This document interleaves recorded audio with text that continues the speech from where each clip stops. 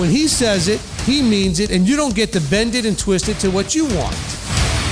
To reach the lost Israelites, the message has to go to everybody, and then the whomsoever wills will come. The ones who he draws will come. By the way, knowledge meaning what? Having a relationship with the truth. Oh, you learned, and you got tons of information, but have you come into a relationship with truth?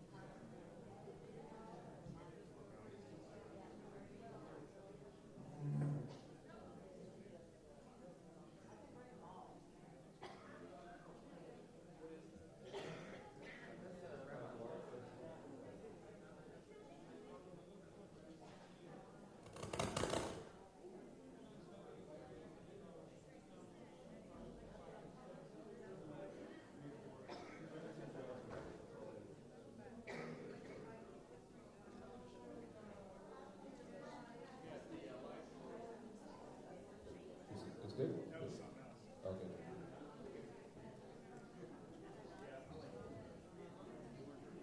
Starting to get ready. We're going to start in a couple minutes here. This is Joanne. The first reader today. Good morning, everyone. Boker Tov. We've made it to day 5. Awesome. What started out as a temporary, okay, sure, I'll cover today, turned into and tomorrow, and Friday, and Saturday, and Sunday. And tonight, too, which is pretty awesome. I was thinking about this yesterday. What a blessing that we get to finish Deuteronomy and start Genesis in the same day in less than 12 hours, which is pretty cool. Yeah, let's give a round of applause for that. That's pretty awesome. And it's similar to the Jewish tradition of Simchat Torah, which means rejoicing with the Torah, that they will customarily celebrate tomorrow night after sundown at Shmini Atzeret, where they take out all the Torah scrolls and just dance around, celebrating. And we know that's not found in Scripture, because we know that reading of the Torah cycle is not even found in Scripture, but hey, it's fun. So it's kind of a pseudo Simchat Torah today, where we get to finish and begin.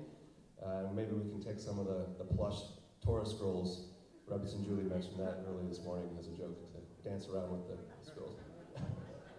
So today we have 11 readers for day 5 as we finish the book of Deuteronomy.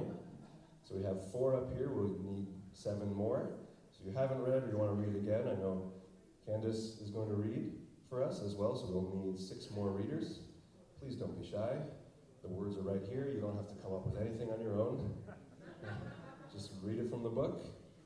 And it's definitely a blessing to read before brothers and sisters. So yeah, if you're interested, either take seat number 2 or start to line up. We have next to Shira over there. So we're starting in Deuteronomy 29 this morning. And I had forgotten this the past couple days, and it's just a tradition, but I think today on the last day we should have one of the men open up in prayer. Kurt?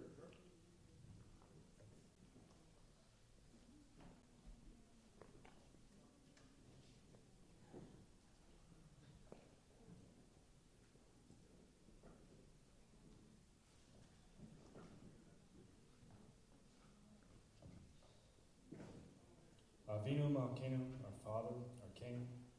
Father, we just come to you humbly to thank you for this feast, and thank you for the opportunity for our family to come together and focus on you and your word. And we just thank you and praise you and exalt you because you deserve it. In Yeshua's name we pray. Amen. Amen. Thank you, Kirk. So we're going to start along here in chapter 29. And our first reader today will be Rebbetzin Joanne.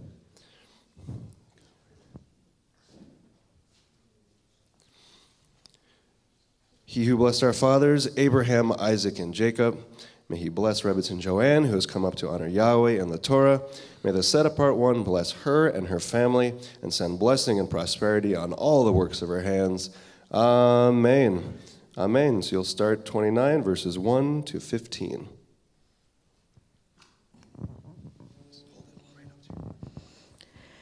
These are the words of the covenant which Yahweh commanded Moshe to make with the children of Israel in the land of Moab, beside the covenant which he made with them in Horeb. And Moshe called all Israel and said to them, "You yourselves saw all that I did before your eyes in the land of Mitzrayim, to Pharaoh and to all his servants and to all his land. Your eyes saw the great trials and signs and those great wonders. But Yahweh has not given you a heart to know, and eyes to see, and ears to hear, till this day. And I have led you 40 years in the wilderness. Your garments have not worn out on you, and your sandals have not worn out on your feet. You ate no bread and drank no wine, nor strong drink, so that you might know that I am Yahweh your Elohim. And when you came to this place, Sihon, sovereign of Heshbon, and Og, sovereign of Bashan, came out against us to battle, and we struck them, and took their land and gave it as an inheritance to the Reubenites and to the Gadites, and the half-tribe of Manasseh. Therefore, you shall guard the words of this covenant and do them, so that you prosper in all that you do. All of you are standing today before Yahweh your Elohim, your leaders, your tribes, your elders, and your officers, all the men of Israel, your little ones, your wives, your sojourners, who is in the midst of your camp, from the one who cuts your wood to the one who draws your water, so that you should enter into covenant with Yahweh your Elohim, and into his oath, which Yahweh your Elohim makes with you today, in order to establish you today as a people before him, and he himself be your Elohim, as he has spoken to you, and as he has sworn to your fathers, to Abraham, to Isaac, and to Jacob.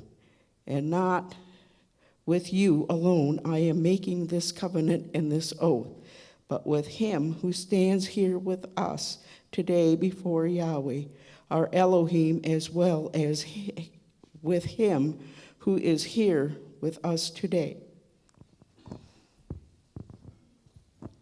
Amen. Amen. Thank you, Rebbetzin Joanne. Next up, we have Tamar. He who blessed our fathers, Abraham, Isaac, and Jacob, may he bless Tamar, who's come up to honor Yahweh and the Torah. May the set-apart one bless her and her family and send blessing and prosperity on all the works of her hands. Amen. Amen. So you're going to go from verse 16 to the end of chapter 29. For you know how we dwelt in the land of Mitzrayim, and how we passed through the nations which you passed through. And you saw their abominations and their idols, wood and stone, silver and gold, which were with them, lest there should be among you a man or woman, or clan or tribe, whose heart turns away today from Yahweh our Elohim, to go and serve the mighty ones of these nations, lest there should be among you a root-bearing bitterness or wormwood. And it shall be, when he hears the words of this curse, that he should bless himself in his heart, saying, I have peace, though I walk in the stubbornness of my heart, in order to add drunkenness to thirst. Yahweh would not forgive him, but rather the displeasure of Yahweh and his jealousy shall burn against that man, and every curse that is written in this book shall settle on him, and Yahweh shall blot out his name from under the heavens. And Yahweh shall separate him for evil out of all the tribes of Israel, according to all the curses of the covenant that are written in this book of the Torah. And the generation to come of your children who rise up after you, and the foreigner who comes from a far land, shall say, when they see the plagues of that land and the sicknesses which Yahweh has sent into it, all its land is sulfur, salt, and burning. It is not sown, nor does it bear, nor does any grass grow there, like the overthrow of Sodom and Amorah, Admah and Zeboim, which Yahweh overthrew in his displeasure and his wrath. And all nations shall say, why has Yahweh done so to this land? What does the heat of this great displeasure mean? And it shall be said, because they have forsaken the covenant of Yahweh Elohim of their fathers, which he made with them when he brought them out of the land of Mitzrayim. And they went and served other mighty ones and bowed themselves to them, mighty ones that they did not know and that he had not given to them. Therefore the displeasure of Yahweh burned against this land to bring on it every curse that is written in this book. And Yahweh uprooted them from their land in displeasure and in wrath and in great rage, and cast them into another land, as it is today. The secret matters belong to Yahweh our Elohim, but what is revealed belongs to us and to our children forever, to do all the words of this Torah. Amen. Amen. Thank you, Tamar. Next up we have Sherry. He who blessed our fathers, Abraham, Isaac, and Jacob, may he bless Sherry, who has come up to honor Yahweh and the Torah. May the set-apart one bless her and her family, and send blessing and prosperity on all the works of her hands. Amen. Amen. Just see this? Sorry, excuse me. So we're going to start chapter 30, verses 1 to 20. Oh, that's the entire chapter 30. Makes it easy. I guess I can read from here. And it shall be, when all these words come upon you, the blessing and the curse, which I have set before you, and you shall bring them back to your heart among all the nations where Yahweh your Elohim drives you, and shall turn back to Yahweh your Elohim, and obey his voice, according to all that I command you today, with all your heart and with all your being, you and your children. Then Yahweh your Elohim shall turn back your captivity, and shall have compassion on you, and he shall turn back and gather you from all the peoples where Yahweh your Elohim has scattered you. If any of you are driven out to the farthest part under the heavens, from there Yahweh your Elohim does gather you, and from there he does take you. And Yahweh your Elohim shall bring you in the land which your fathers possessed, and you shall possess it. And he shall do good to you, and increase you more than your fathers. And Yahweh your Elohim shall circumcise your heart and the heart of your seed, to love Yahweh your Elohim with all your heart and with all your being, so that you might live. And Yahweh your Elohim shall put all these curses on your enemies and on those who hate you, who persecute you. And you shall turn back and obey the voice of Yahweh and do all his commands, which I command you today. And Yahweh your Elohim shall make you have excess in all the works of your hand, and in the fruit of your body, and in the fruit of your livestock, and in the fruit of your ground for good. For Yahweh turned back to rejoice over you for good, as he rejoiced over your fathers. If you obey the voice of Yahweh your Elohim, to guard his commands and his laws, which are written in this book of the Torah, if you turn back to Yahweh your Elohim with all your heart and with all your being. For this command which I am commanding you today, it is not too hard for you, nor is it far off.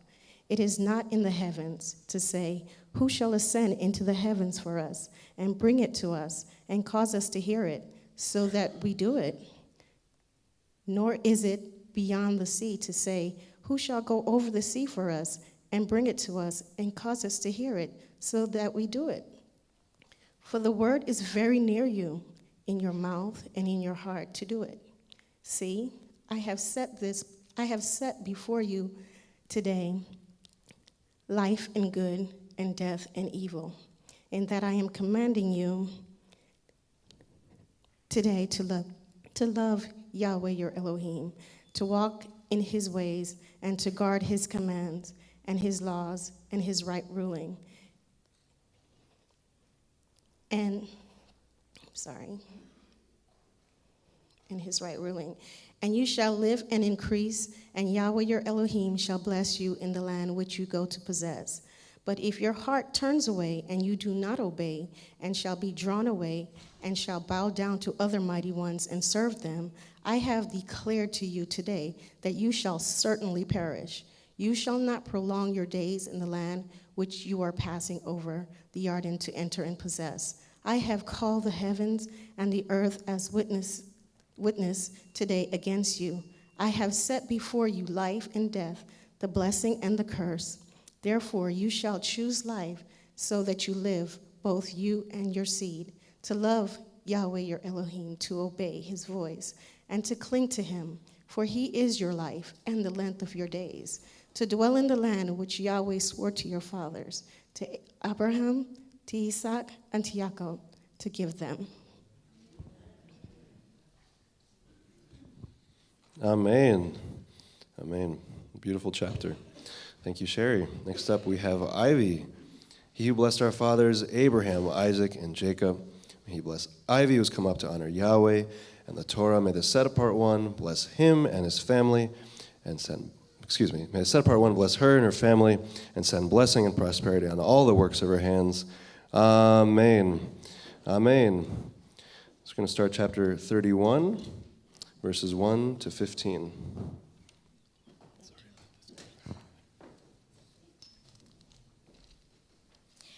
And Moshe went and spoke these words to all Israel. And he said to them, I am 120 years old today. I am no longer able to go out and come in. And Yahweh has said to me, you do not pass over this Jordan. Yahweh your Elohim himself is passing over before you. He shall destroy these nations from before you, and you possess them. Yehoshua himself is passing over before you, as Yahweh has spoken. And Yahweh shall do to them as he did to Sihon and to Og, the sovereigns of the Amorites and their land, when he destroyed them. And Yahweh shall give them over to you, and you shall do to them according to all the command which I have commanded you. Be strong and courageous. Do not fear, nor be afraid of them.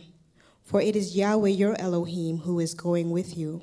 He does not fail you, nor forsake you.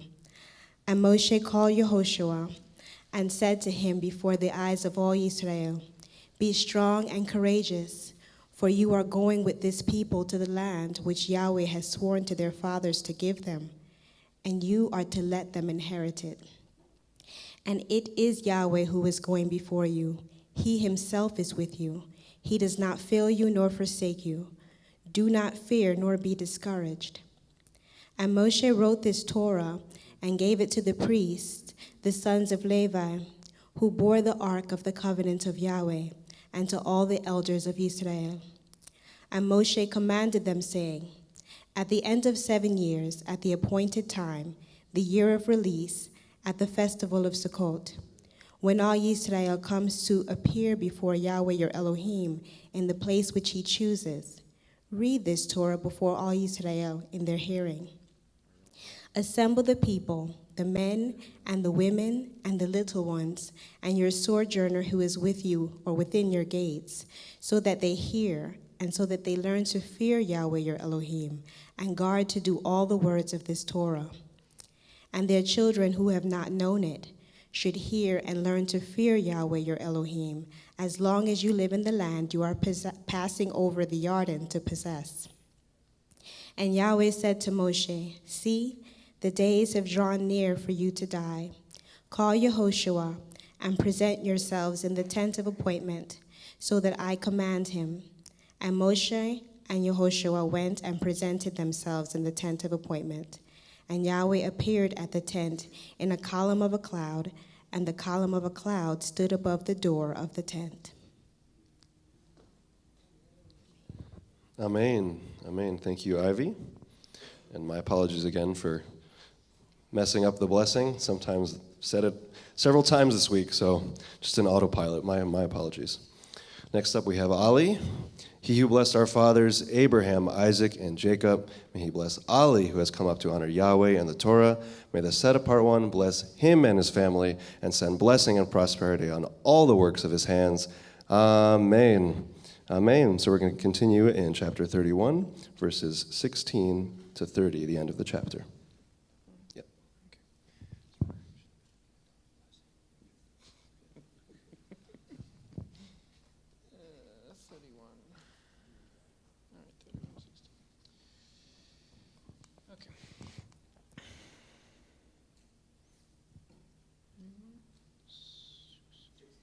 16 to 30. Okay, at the end of the chapter. Okay.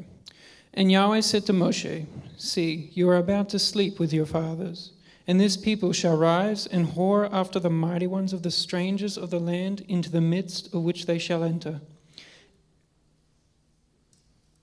and forsake me and break my covenant which I have made with them. Then my displeasure shall burn against them in that day, and I shall forsake them and hide my face from them. And they shall be consumed, and many evils and distresses shall come upon them. And it shall be said in that day, is it not because of our Elohim? Is it not in our midst that these evils have come upon us? And I shall certainly hide my face in that day, because of all the evil which they have done, for they shall turn to other mighty ones. And now write down this song for yourselves, and teach it to the children of Israel. Put it in their mouths, so that this song is to me for a witness against the children of Israel. And I shall bring them to the land flowing with milk and honey, of which I swore to their fathers, and they shall eat and be satisfied and be fat. Then they shall turn to other mighty ones, and they shall serve them and scorn them and break my covenant. And it shall be, when many evils and distresses come upon them, that this song shall answer before them as a witness. For it is not to be forgotten in the mouths of their seed. For I know their thoughts, which they are forming today, even before I bring them to the land of which I swore to give them. And Moshe wrote this song the same day, and taught it to the children of Israel. And he commanded Yehoshua, son of Nun, and said, be strong and courageous, for you are to bring the children of Israel into the land of which I swore to them. And I myself am with you. And it came to be, when Moshe had completed writing the words of this Torah in a book until their completion, that Moshe commanded the Levites, who bore the ark of the covenant of Yahweh, saying, take this book of the Torah, and you shall place it beside the ark of the covenant of Yahweh, your Elohim, and it shall be there as a witness against you. For I myself know your rebellion and your stiff neck. See, while I am still alive with you today, you have been rebellious against Yahweh. Then how much more after my death? Assemble unto me all the elders of your tribes and your officers, so that I speak these words in their hearing, and call the heavens and the earth to witness against them. For I know that after my death you shall do very corruptly, and turn aside from the way which I have commanded you, and evil shall come to you in the latter days, because you do what is evil in the eyes of Yahweh, to provoke him through the work of your hands. So Moshe spoke in the hearing of all the assembly of Israel the words of this song till their completion. Amen. Amen. Thank you, Ali.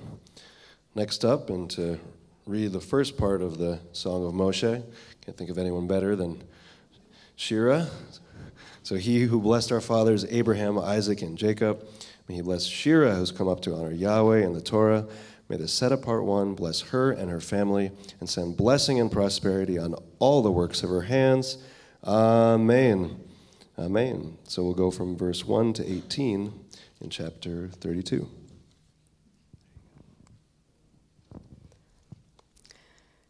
Give ear, O heavens, and let me speak, and hear, O earth, the words of my mouth. Let my instruction fall as rain, my speech drop down as dew, as fine rain on the tender plants, and as showers on the grass. For I proclaim the name of Yahweh. Ascribe greatness to our Elohim, the rock. His work is perfect, for all his ways are right ruling, an El of truth and without unrighteousness. Righteous and straight is he. A twisted and crooked generation has corrupted itself. Their blemish, they are not his children. Do you do this to Yahweh? O foolish and unwise people, is he not your father who bought you, who created you and established you? Remember the days of old.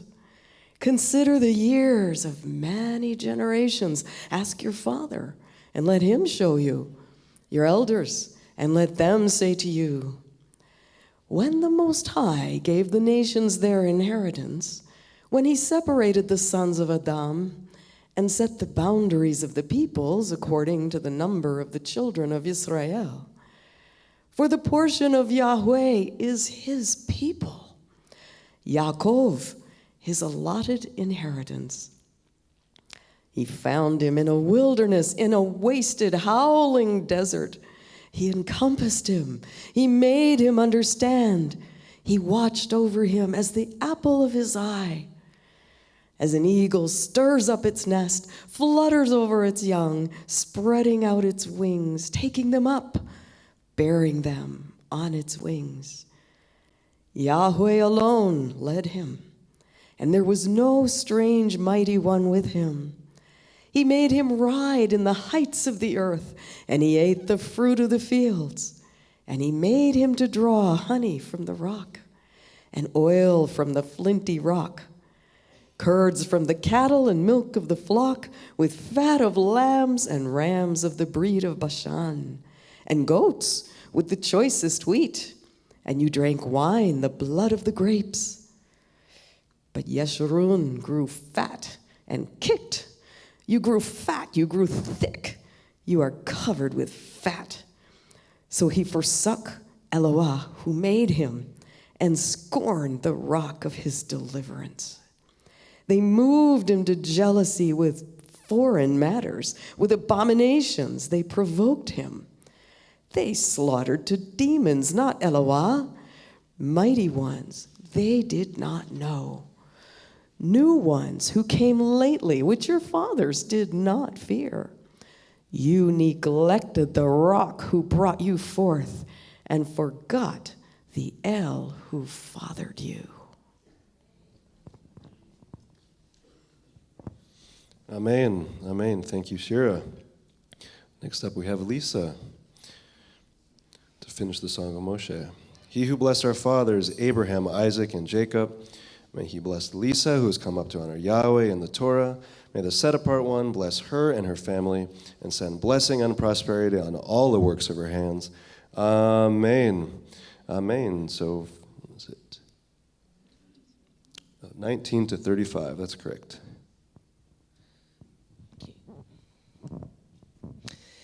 And Yahweh saw and despised, because of the provocation of his sons and his daughters. And he said, let me hide my face from them. Let me see what their end is. For they are a perverse generation, children in whom there is no trusting. They made me jealous by what is not El. They provoked me with their worthless matters. But I make them jealous by those who are no people. I provoke them with a foolish nation. For a fire was kindled in my wrath, and burns to the bottom of Sheol, and consumes the earth and its increase, and sets on fire the foundations of mountains. I gather evils upon them. I use up my arrows upon them. Wasted by scarcity of food, and consumed by heat and bitter destruction, and the teeth of beasts I send upon them, with the poison of serpents of the dust. The sword bereaves from the outside, and fear from within, both young man and maiden, nursing child with the man of grey hairs. I said, I should blow them away. I should make the remembrance of them to cease from among men. If I did not fear the enemy's taunt, lest their adversaries misunderstand, lest they say, our hand is high, and Yahweh has not done all this. For they are a nation lost to counsel, and there is no understanding in them. If they were wise, they would understand this. They would consider their latter end. How would one chase 1,000 and two put 10,000 to flight, unless their rock had sold them and Yahweh had given them up? Is that right? For their rock is not like our rock. Even our enemies are judges. Their vine of the vine of Sodom and of the fields of Amorah. Their grapes are grapes of gall, and their clusters are bitter. Their wine is the poison of serpents and the fierce venom of cobras. Is it not stored up with me? sealed up among my treasures. Vengeance is mine, and repayment at the time their foot slips. For near is the day of their calamity, and the matters prepared are hastening to them. Amen. Amen. Thank you, Lisa. And I misspoke before. We have one more reader for the Song of Moshe, and that will be Jared. He who blessed our fathers, Abraham, Isaac, and Jacob, may he bless Jared, who has come up to honor Yahweh and the Torah. May the set-apart one bless him and his family, and send blessing and prosperity on all the works of his hands. Amen. Amen. So you'll take us from verse 36 to the end of chapter 32. For Yah rightly rules his people and has compassion on his servants. When he sees that their power is gone and that there is no one remaining, shut up or at large, and he will say, where are their mighty ones, the rock in whom they sought refuge, who ate the fat of their slaughterings and drank the wine of their drink offering? Let them arise and help you. Let it be a hiding place for you. See now that I am he, and there is no Elohim beside me. I put to death and I make alive. I have wounded and I heal. And from my hand no one delivers. For I lift up my hand to the heavens, and I shall say, as I live forever, if I have sharpened my flashing sword, and my hand takes hold on judgment, I shall return vengeance to my enemies, and repay those who hate me. I make my arrows drunk with blood, and my sword devours flesh, with the blood of the slain and the captives. From the long-haired enemy chiefs, O nations, acclaim his people. For he avenges the blood of his servants and returns vengeance to his adversaries, and shall pardon his land, his people. Then Moshe came with Hoshea, son of Nun, and spoke all the words of this song in the hearing of the people.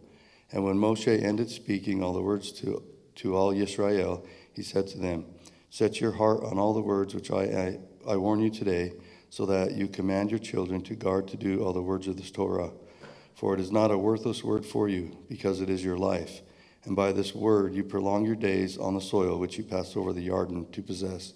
And Yah spoke to Moshe that same day, saying, go up this mountain of the Abarim, Mount Nebo, which is in the land of Moab, which is opposite Jericho, and look at the land of Canaan, which I give to the children of Israel as a possession, and die on the mountain which you ascend, and be gathered to your people, as Aharon your brother died on Mount Hor, and was gathered to his people, because you trespassed against me in the midst of the children of Israel at the waters of Meribah, Kadesh, in the wilderness of Sin, because you did not set me apart in the midst of the children of Israel. For you are to look at the land before you, but not enter there into the land which I am giving to the children of Israel. Amen. Amen. It's not a worthless word. It is your life. Amen to that. Next up, we have Candace. He who blessed our fathers, Abraham, Isaac, and Jacob, may he bless Candace, who has come up to honor Yahweh and the Torah. May the set-apart one bless her and her family, and send blessing and prosperity on all the works of her hands. Amen. Amen. So we're going to go chapter 33, verses 1 to 17. And this is the Baruchah with which Moshe, the man of Elohim, baruched the children of Israel before his death. And he said, Yahweh came from Sinai and rose from Seir for them. He shone forth from Mount Paran and came with 10,000 of Kodashim. At his right hand a law of fire for them. Indeed, he loves the peoples. All his Kodashim are in your hand, and they sat down at your feet, receiving your words. Moshe commanded us a Torah, an inheritance of the assembly of Yaakov, and he was 7 in Yeshurun when the heads of the people were gathered, the tribes of Israel. Let Reuben live and not die, and let his men be numbered, and this of Yehuda. And he said, hear, Yahweh, the voice of Yehuda, and bring him to his people. His hands shall fight for him, and you be a help against his enemies. And of the Levi, he said, your Tumen and your Urim belong to your kind ones, whom you tried at Massa, and whom you contended at the waters of Meribah. who said of his father and mother, I have not seen them. And he did not acknowledge his brothers or know his own children, for they have guarded your word and watched over your covenant. They teach your right rulings to Yaakov and your Torah to Israel. They put incense before you and a complete burnt offering on your altar. O Yahweh, Baruch his strength and accept the work of his hands. Strike through the loins of those who rise against him and of those who hate him, that they rise no more. And Benjamin, he said, let the beloved of Yahweh dwell in safety by him, shielding him all the day, as he dwells between his shoulders. And of Joseph he said, Baruch of Yahweh is his land, with the choices from the Shemayim, with the dew and the deep lying beneath, and with the choice fruits of the sun, with the choice yield of the months, with the finest of the ancient mountains, and with the choicest of the everlasting hills, with the choicest of the earth and all that fills it, and the good pleasure of him who dwell in the bush. Let it come on the head of Joseph and on the crown of the head of him who was separated from his brothers. His splendor is like a firstborn bull, and his horns are like the horns of the wild ox. With them he pushes the people to the ends of the earth, and they are the 10,000s of Ephraim, and they are the thousands of Manasseh. Amen. Amen. Thank you, Candace. Ali, if you don't mind, as you've been so gracious throughout the week.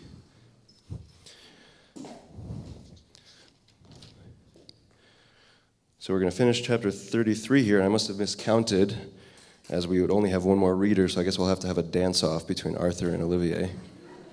No, I'm just kidding. We're going to divide chapter 34 into two parts. Olivier will take verses 1 through 6, and then Arthur will finish the book with 7 through 12. Sounds good? Okay. Or dance off. Okay. Next up, we have Helen Sue. He who blessed our fathers, Abraham, Isaac, and Jacob, may he bless Helen Sue, who has come up to honor Yahweh and the Torah. May the set-apart one bless her and her family and send blessing and prosperity on all the works of her hands. Amen. Amen. So we're going to finish chapter 33, verses 18 to 29.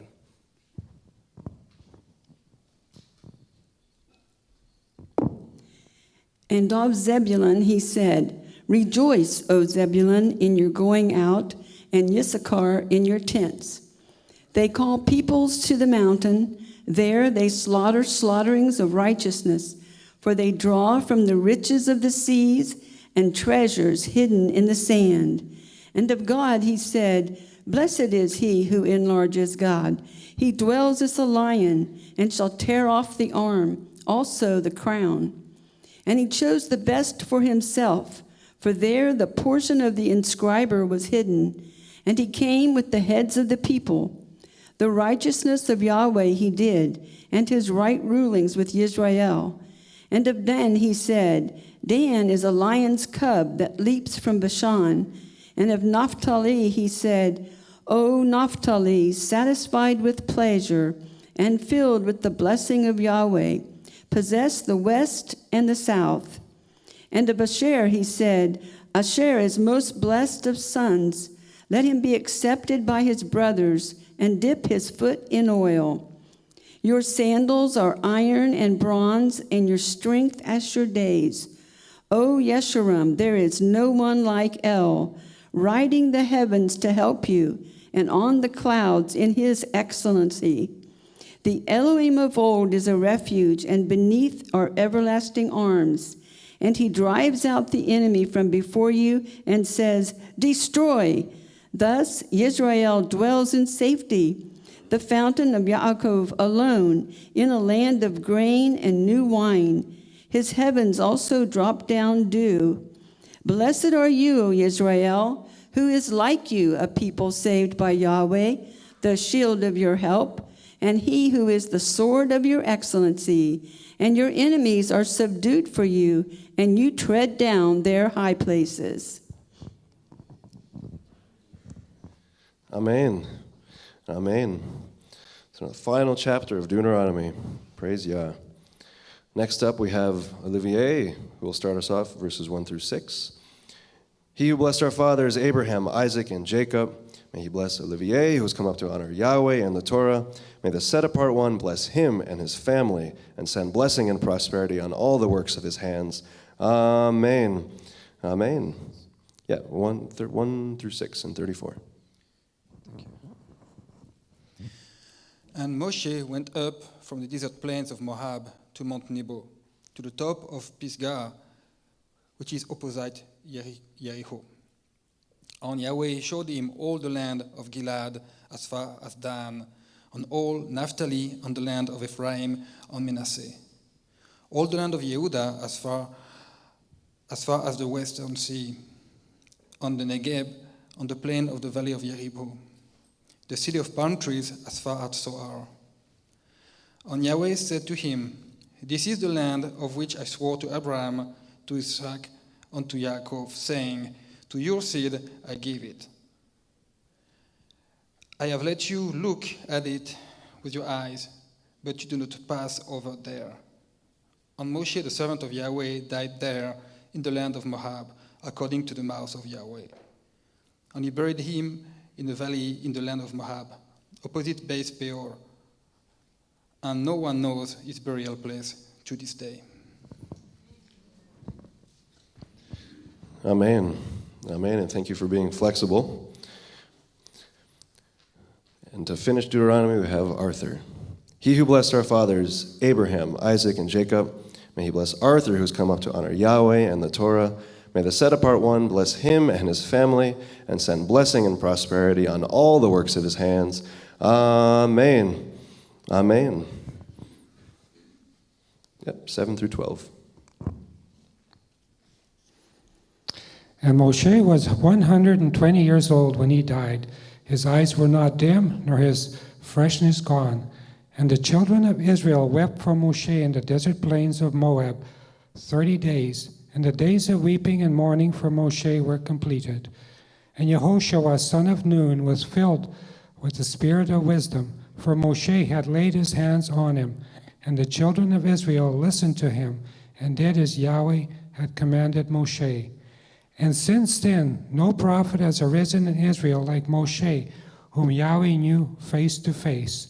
For all the signs and wonders which Yahweh sent him to do in the land of Mitzrayim, before Pharaoh and before all his servants and in all his land, and for all that strong hand and all that great fearsome deeds which Moshe did before the eyes of all Israel.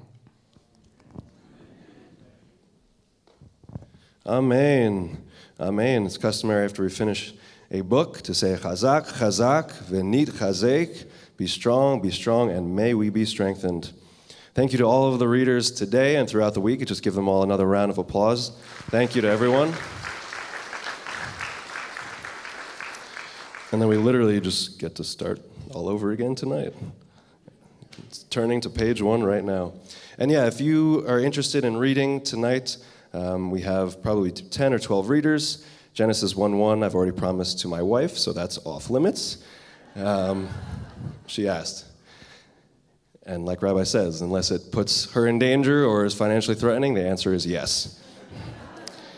And so, yeah, and if you are interested in reading or possibly, are still nervous of reading, there are many people who have read for the first time. I know, for example, Dennis, he came the first day, he talked to Rabbi, he said, I want to read first, I want to do it. And so just like Rabbi says, if you know of an issue that you might be dealing with, of obviously more maybe tithing or leadership, and he's told us to find other people to talk to them. Same thing with reading. It's obviously, a different situation, but just find somebody to say, how did you, get over the possible nerves, and, anything you can kind of let me know of your experience. And if the YouTube and the microphone and the people is too much, then definitely, you can start with Tuesday night, which will be October 9th, reading on Adobe Connect. So we'll read the traditional blessing before we start the Midrash with Rabbi Steve. Baruch atah Yahweh Eloheinu melech haolam, asher natan lanu Torat emet v'chayei olam nata betochenu. Baruch atah Yahweh noten haTorah. Amen. Blessed are you, Yahweh our Elohim, King of the universe, who has given us a Torah of truth and has planted eternal life in our midst. Blessed are you, Yahweh, giver of the Torah. Amen. Amen.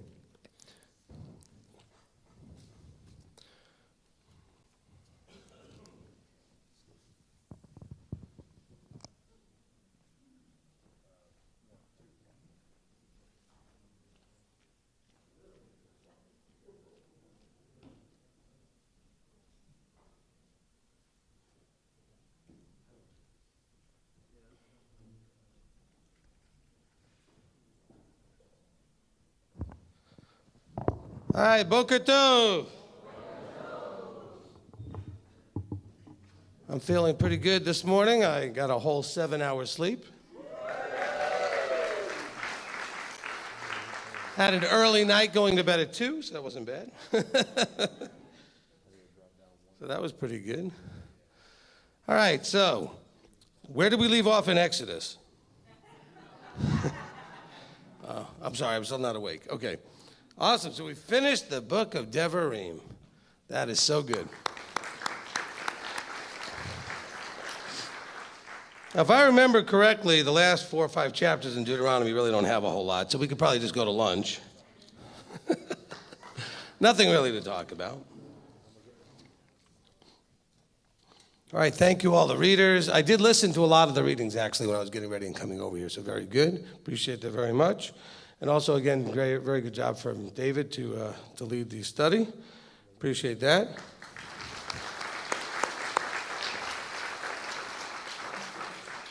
He only referred to a few as her or him in the blessing. I got a little backwards, but I do that all the time, so it happens because you're reading it from a script, so it really gets to be a little bit tough. Okay, so Deuteronomy, starting in chapter 29. This is our last opportunity to go through the book of Devarim for this study, and I think, as David said, I did hear him, how cool is it to be that we're going to start Bereshit in just a little while? That's really good, okay? So just to show you I was listening. All right, okay. So who's going to start us off in Deuteronomy 29? We got a couple of hands up. We got Dale going around with the mic.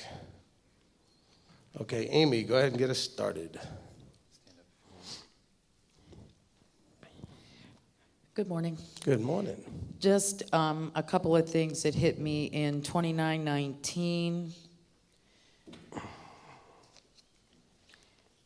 And it shall be when he hears the words of this curse that he should bless himself in his heart, saying, I have peace, though I walk in the stubbornness of my heart. And then over to chapter 32, verses 37 to 38.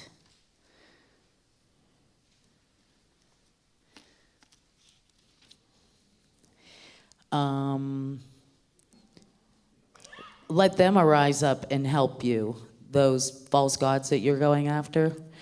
And then into Romans chapter 121.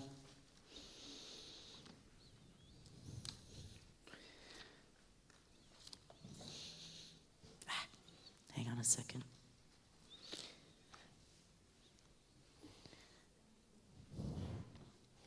Because although they knew Elohim, they did not esteem him as Elohim nor give thanks, but became vain in their reasonings, and their undiscerning heart was darkened.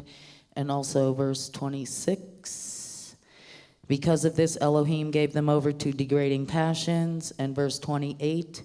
And even as they did not think it worthwhile to possess the knowledge of Elohim, Elohim gave them over to a worthless mind to do what is improper. And Ephesians chapter 4. Wow. Well, you guys are doing the study. Amy was writing a whole teaching. I'm sorry, what? No, this is good. It's just what the Ruach brought to my remembrance. Yeah, no, you're doing great. This is a really good study right here. Ephesians chapter 4, verses 17 to 19.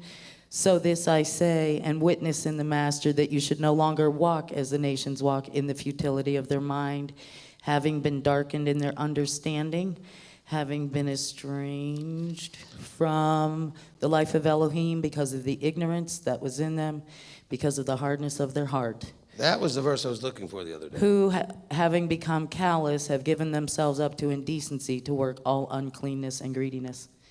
And then I also have a question in chapter 34 when we get to that. Okay. All right, well, first of all, very good job, Amy. And it's funny because I did start listening right at the beginning, and when whoever was up here reading that verse, I thought to myself, I want to make sure we cover that verse, because that verse is really a big part of the problem. It's the complacency. It's the thinking you're all right when you're not all right. I have peace, when I'm not doing what I'm supposed to be doing. And so that's the stubbornness as a filter to lie to yourself. We call that rational lying. We rational lie to ourselves. So I'm glad Amy brought that up, because that was actually one of the verses I was going to bring up either way. So I was hoping somebody would bring it up. Very good job. Because that's probably one of the core things that's causing us to stumble.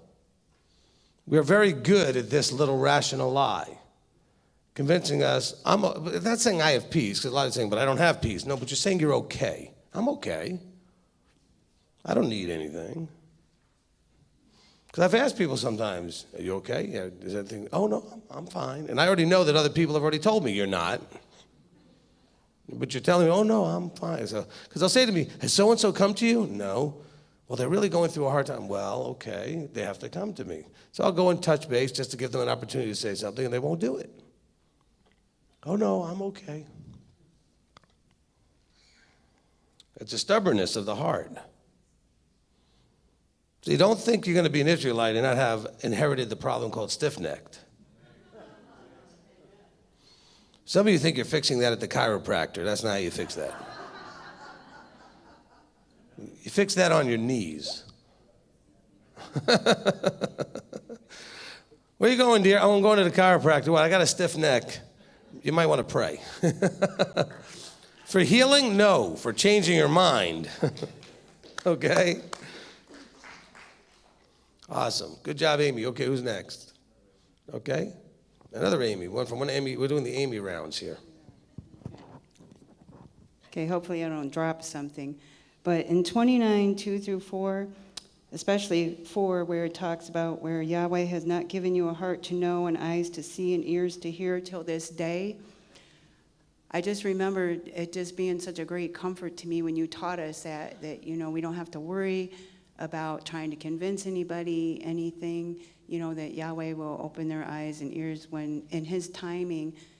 And just last night when I was sharing part of my testimony of all the things that Yahweh did, when I obeyed leadership before I even moved to Tennessee, when I quit my job, not knowing what I was going to do, and then like 3 days later, he sold my house. But I told people, oh, I'm putting in my 2 weeks notice. And they're like, really? What are you doing? I'm like, oh, I'm selling my house and I'm moving to Tennessee, thinking, oh, gosh, I hope this works, But then, they saw all this great and awesome stuff that Yahweh did for me, but it didn't have any effect on them. No. It had zero effect on them, and he really did some awesome stuff. So that really struck me this morning when we read that he really does, I knew that anyway, but he really does, just to share with anybody, have to open their eyes and ears for them to see.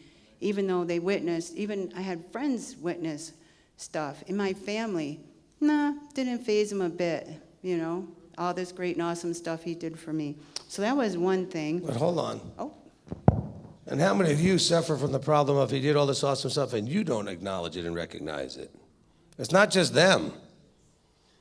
Because some of you will come to get counsel and I'm like, but he's done all this stuff for you. Why are you still fussing, fretting, worried?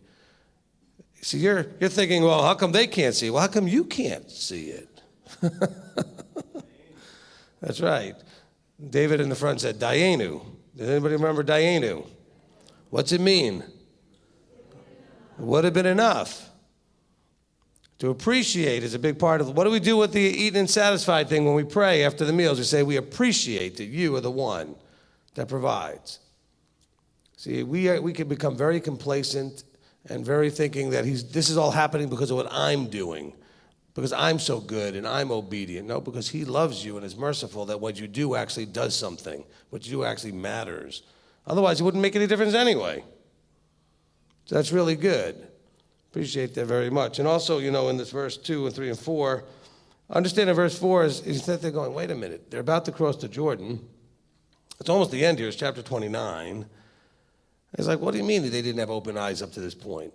He's referring, in my opinion, to progressive revelation, that it takes a progression where he opens your eyes more and more, and your heart and your ears more and more over time. Okay? Not progressive revelation, meaning you get smarter and smarter and figure more things out. Okay? Because some of you can tell the account of how you listened to a teaching that I did or whatever a couple of years ago, and now you listen to it again, and it's completely different. You get so much different stuff out of it. Why? Because he's working with opening your eyes and your ears that much more. That's why I said be really careful of saying, and I love when you guys do this. You guys say, when I first meet you, well, I agree with about 98% of what you say. First of all, I can't measure how little I care what you agree with or don't agree with. It has nothing to do with me. But what you're really trying to say, or should be trying to say, is I've come to understand and see what you see in 98%. The rest of it is still challenging me. Because stepping up and saying I agree, now you've stepped up into an authority place. As being that I'm smarter than you and I figured things out and I don't agree with you. Better to say I'm still challenged by it. It doesn't make sense. There are things about it that don't really work when I put it together. So I'm challenged by it. There are a few things that you say that I'm still challenged by. Doesn't mean that one day you'll agree or not. It just at least it takes away that sort of stiff-necked, usurping, all that other stuff going on. Well, I really appreciate your stuff. I agree with about 90% of it, but the other 10%, I said, okay, where's your teaching? I might do that to you next time. Tell me the 10% or 2% you don't agree with and show me the teaching that explains why I'm wrong. You might be right. See, but I'm just saying be reluctant to just make that kind of statement unless you're prepared to have that conversation. And that's where you might hear, that's not a knife, this is a knife. Okay, you're gonna come to a gunfight with a toothpick. So make sure you're ready. Have your, you can't just say you disagree. Because disagree often means I haven't processed it enough, or I'm challenged by it, and I just still can't see what you're saying. When I look at what you're saying, it still doesn't make sense to me. Is that fair? Okay?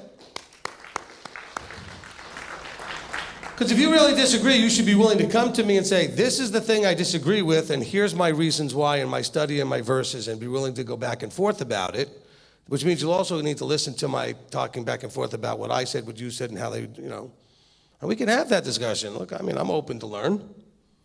I don't claim to know everything. But it's not enough just to say I disagree. Is that fair? Because it doesn't help you, does it? It doesn't help me. What if you're right? If you don't just say you disagree, it doesn't help me. Especially if you don't even tell me what it is. Well, I agree with about 95%. Okay, what is the 5%? Well, I don't want to. Well, because you really don't have a way to back it up yet. It could be that you're just something you don't like, or you haven't reconciled, or it's challenging you.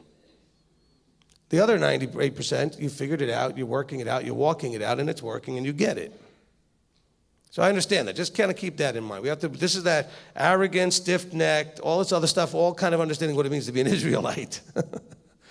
We are all those things. Amen. Thanks for bringing that up. Okay, Amy, go ahead. Okay, I just had one other thing that I noticed in chapter 31, verses 19 and 20. It says, and now write down this song for yourselves and teach it to the children of Israel. Put it in their mouths so that this song is to me for a witness against the children of Israel. And I shall bring them to the land flowing with milk and honey, of which I swore to their fathers, and they shall eat and be satisfied and be fat. Then they shall turn to other mighty ones, and they shall serve them and scorn me and break my covenant.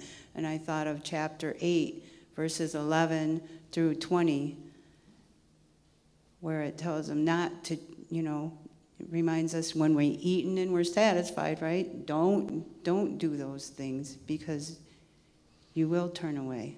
Yep. The most dangerous thing to you, in some ways, is Yahweh actually blessing you. That could be the worst thing he does. If you start to get satisfied and fat and complacent and feel enabled and entitled and all that kind of stuff. You have to always be in that Dayenu place, which says, the song at the Passover that is a traditional song that says, if Yahweh had just taken us out of Egypt and not brought us to the Dead Sea, that would have been enough. If he had just brought us out of Egypt to the Dead Sea and not brought us to Mount Sinai, that would have been enough. If he had done all these things and just done that, that would have been enough. But then there's more. But at any point, are we actually satisfied? Can we appreciate, hey, if he never does another thing for me, I have been blessed. And I recognize the source, Dayenu. All right, who's next? Okay, over here, Janet.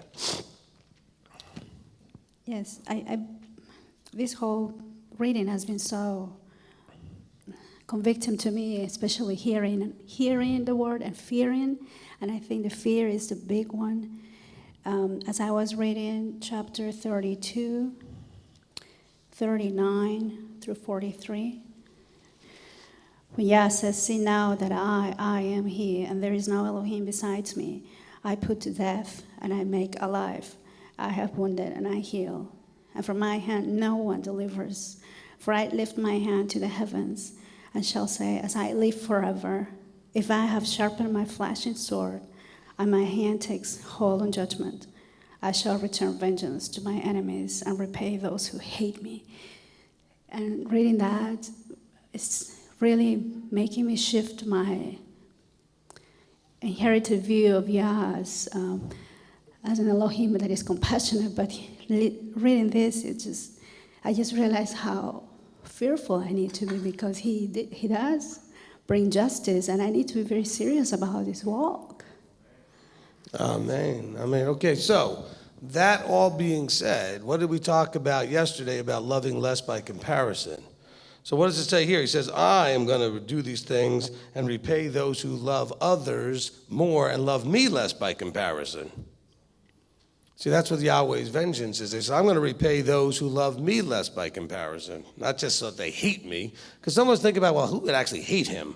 Well, it's not always that deep. It's the putting others before him because you love them more. And you will be repaid. That actually matches up pretty much when Yeshua said, if you don't have this kind of loving less of the others and loving him more, you're not worthy of it being a disciple. That's a problem. You understand? Amen? Okay, so very good verses there. I appreciate that very much. And by the way, when Janet said how much she appreciated, doing the readings, was I don't know, accurate in my assessment before you started that this would be the best part of the whole feast? Okay? Because you probably will go home and tell your friends that you spent all morning every day reading the Bible and talking about it, and they'll be like, oh, that's so boring. How could you do that? That sounds like torture. Okay? And some people thought it was better to party all night, as you see a lot of empty chairs, than wake up in the morning to be here. I stayed up later than most people almost every night, and I got here every day, at least for this part. Okay, I can understand maybe if you really overdid it, you missed the reading part a little bit, although that's the most important part too, to hear it. Like Janet said, to hear the word, not just to read the word. And the power of standing up here and actually saying it, and you being the one reading it, is very powerful and moving. But to be here for this whole discussion, to know that our focus is trying to fix this problem of loving less. We're showing him we love him more because we're listening, we're studying, we want to learn and appreciate all that he does. So what could be better? I would get rid of all those other activities and just do this all day. There's a lot of people in the Jewish community, that's what they do. They study his word all day. What did Tevye say? 7 hours every day. And the look on his face, right, of that would be the sweetest thing of all. Do you feel that way? He was all like, I would have a house and staircases and one that doesn't even go anywhere. But really in his heart, to be able to study the word 7 hours every day. Most of you can do that, actually. You sleep for 7 or 8 hours, you work for 7, 8 hours or whatever, and then you had another 8 hours available to eat and do other things. You probably can get 3 or 4 hours in a day if you really wanted to. You could do these things. It's just a matter of prioritization. Can you feel the way he felt as you saw it on his face in that song? You know, to study the holy book 7 hours every day, and that look on his face of pure joy. If he was like picturing himself doing it. Awesome. Okay, who's next? Okay, Candace. Okay, this is I was one of the ones that told you I agreed with everything but 1%. So I'm apologizing. I'm not offended. It's okay. I didn't realize, I've been listening to Curtis Reed's Part 2 teaching in my room, and, I'm wondering, how do you usurp and not know you're usurping? I had no idea that that's what I was doing, and I apologize. No problem at all. And but I honestly am open to maybe possibly being wrong in what I don't agree with you about. So that's good. Hold on. And here's the funny thing. I think the people telling me this are thinking they're complimenting me. Oh, well, I agree about 90% of your stuff. You should feel good about that. Oh, yes, because I know you're a wise and impressive teacher, and I'm very impressed that I got a 90% on your test. I feel like you're giving me a grade. Yes, with me you get a 90. I agree with 90%. You did very good. A little pat on the head. Go ahead, Candace.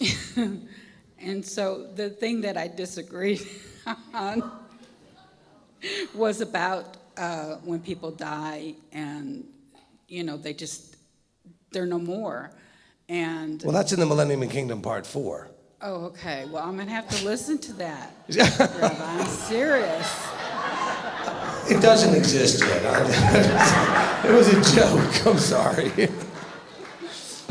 It will be in a Millennium Kingdom Part 4 when I ever do it. Okay. And thanks for playing along. Okay. You've been a great contestant. Next. No.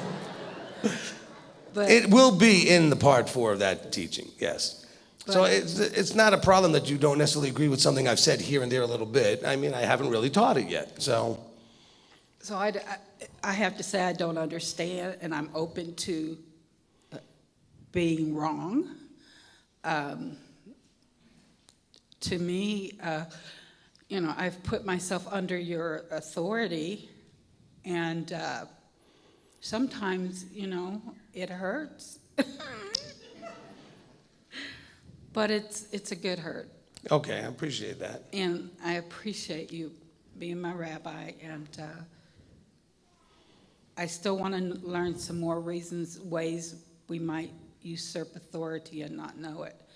Amen. So I can avoid that. Amen. Okay, thank you. Look, here's one of the things that I think is very important, okay? When it comes to things that you disagree with a teacher, you should be asking yourself a few questions. Like one question should be, am I disagreeing because this really is inconvenient if he's right?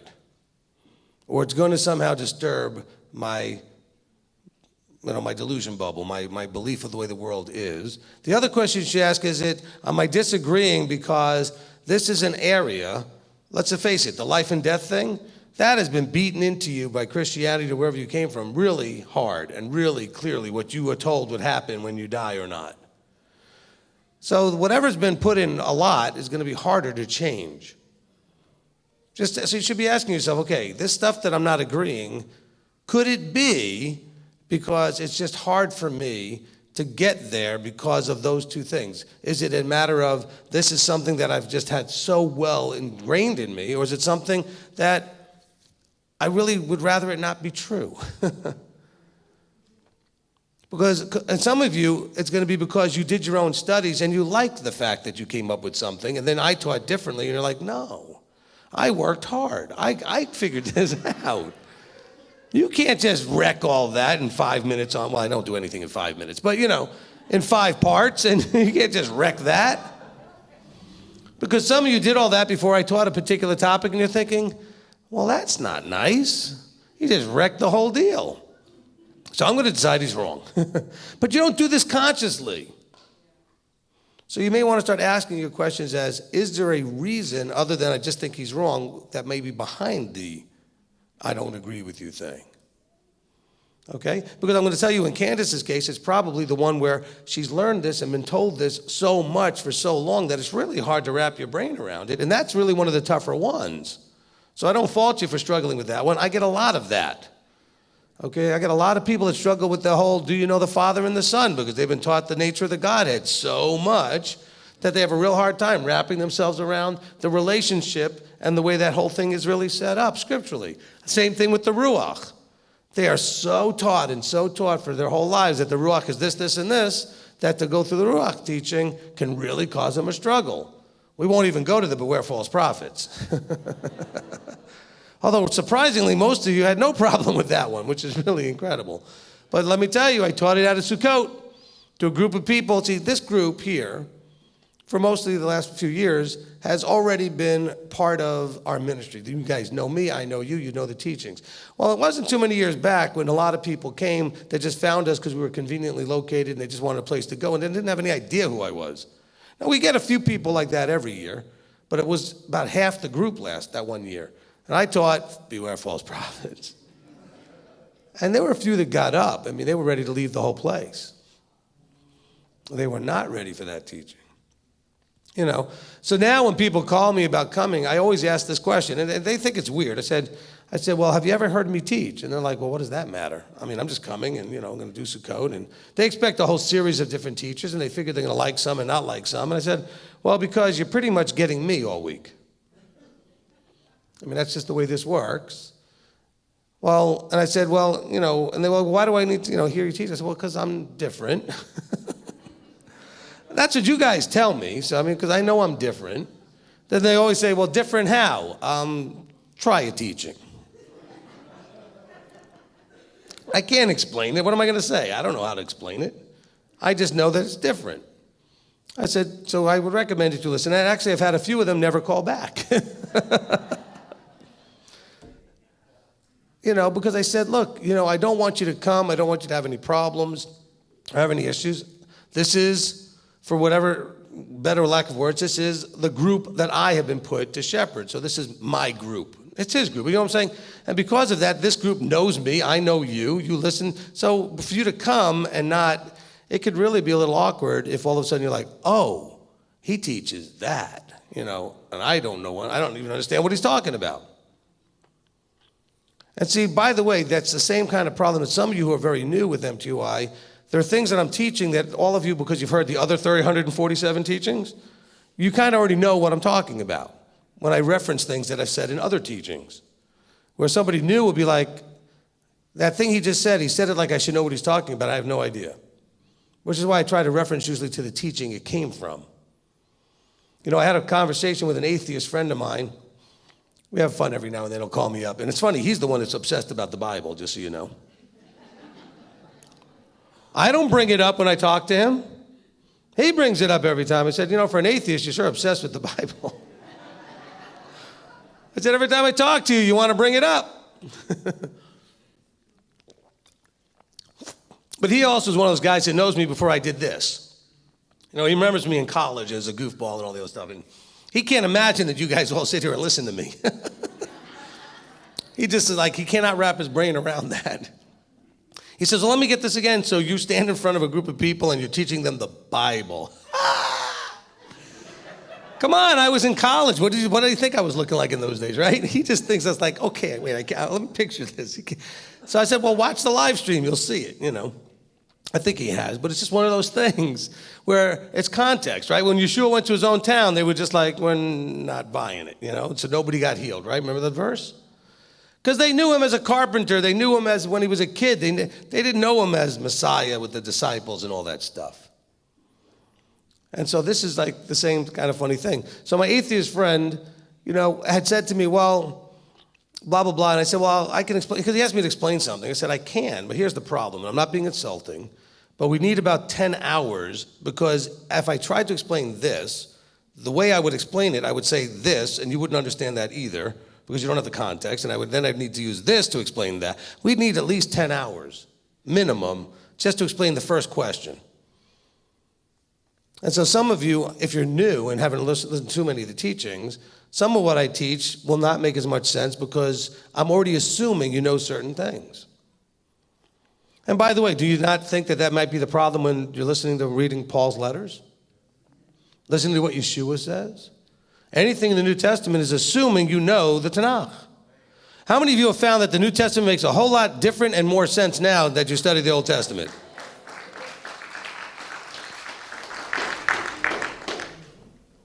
Because you now have the context of the concepts that the New Testament writings and the things that are being said are based on. Amen? And so, so then we sit around going, well, I've listened to 3 of your teachings, and I agree with about 90%. Well, that's only 3% of my teachings. Or 1%, actually, whatever it is. Okay, I've only listened to 3 out of 300. I don't know how many are. How many teachings do we have, Marty?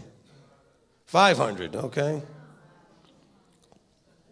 All right, so 500, I'm exhausted.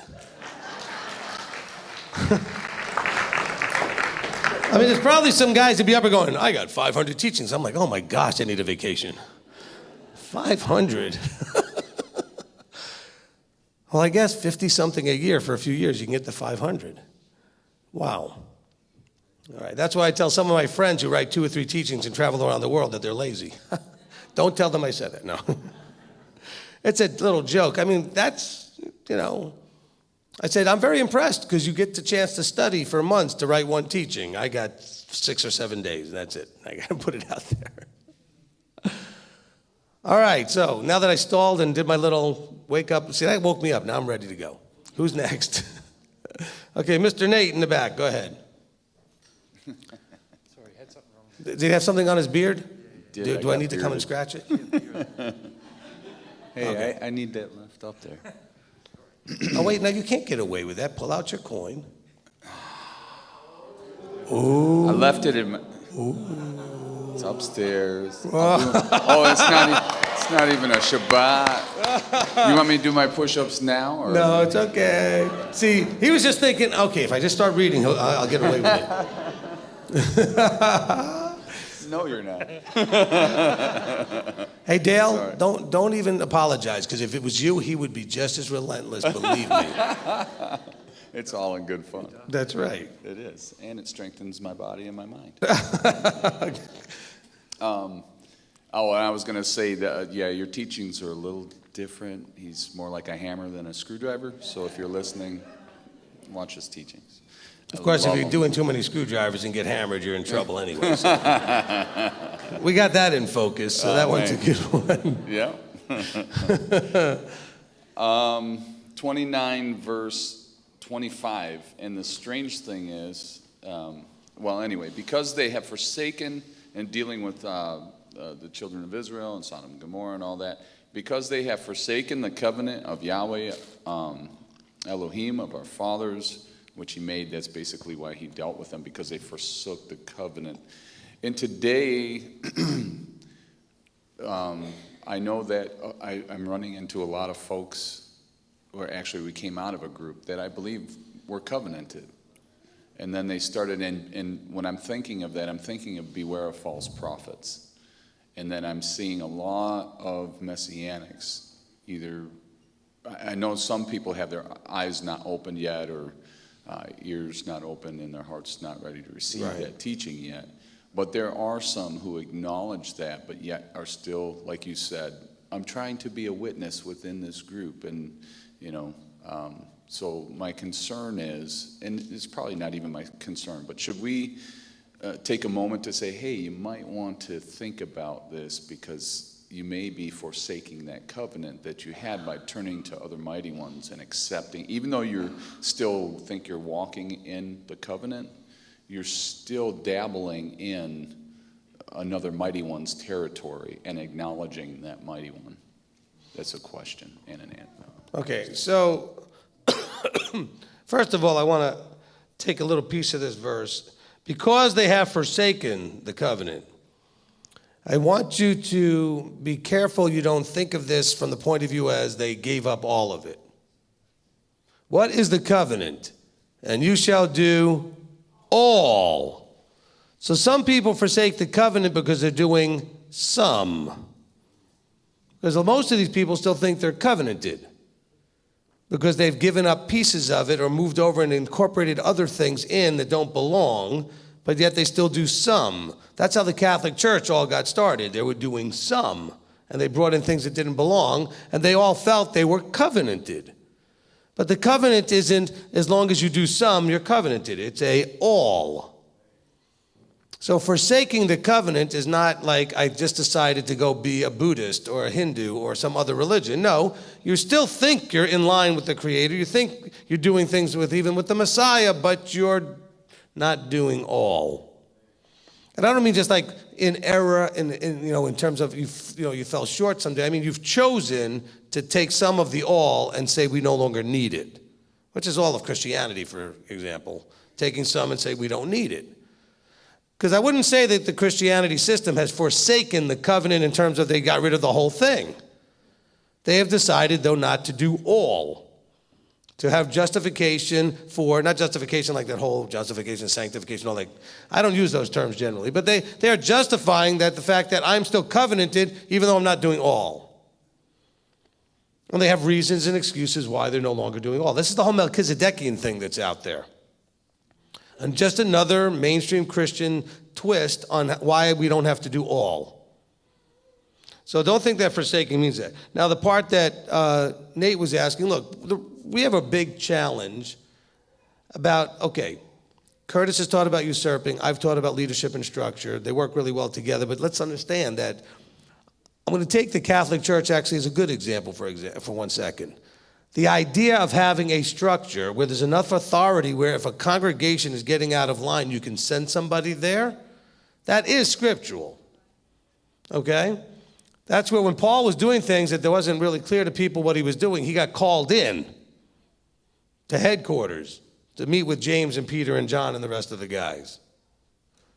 See, but I can't do that with Nate's group. There's nobody that can, because that group is not part of a bigger structure. And so there's this need that will never be filled until Yeshua gets here to have a structure where there's one clear accountability chain and one clear authority chain. Now, I can do that with several of the groups under MTOI's umbrella because they have submitted themselves voluntarily into that structure. I mean, I've said this before. I mean, I've had people come to me and say, well, so-and-so, that leader, teacher, whoever that's got that group over wherever, well, he's doing this, this, and this. You need to make him stop. And I start laughing. I'm like, how am I supposed to do that? He's not under my authority. He's not under anybody's authority, as most of the groups aren't. And that's really a big problem. So I understand Nate, his heart wanting to, with this group he was a part of for a while that's going off in this other direction, to wish there was a way to do something. But without accountability, authority, and structure, there's nothing we can do. He has to do everything. He doesn't have human hands to do the works without the structure. See, that's why we've been hitting this hard so much about why we need structure. Now, of course, when you look at the Catholic Church, you also see the bad side of it. Okay, so you have a good example of how the structure could be in place to do good things, and it's not doing it in a lot of ways.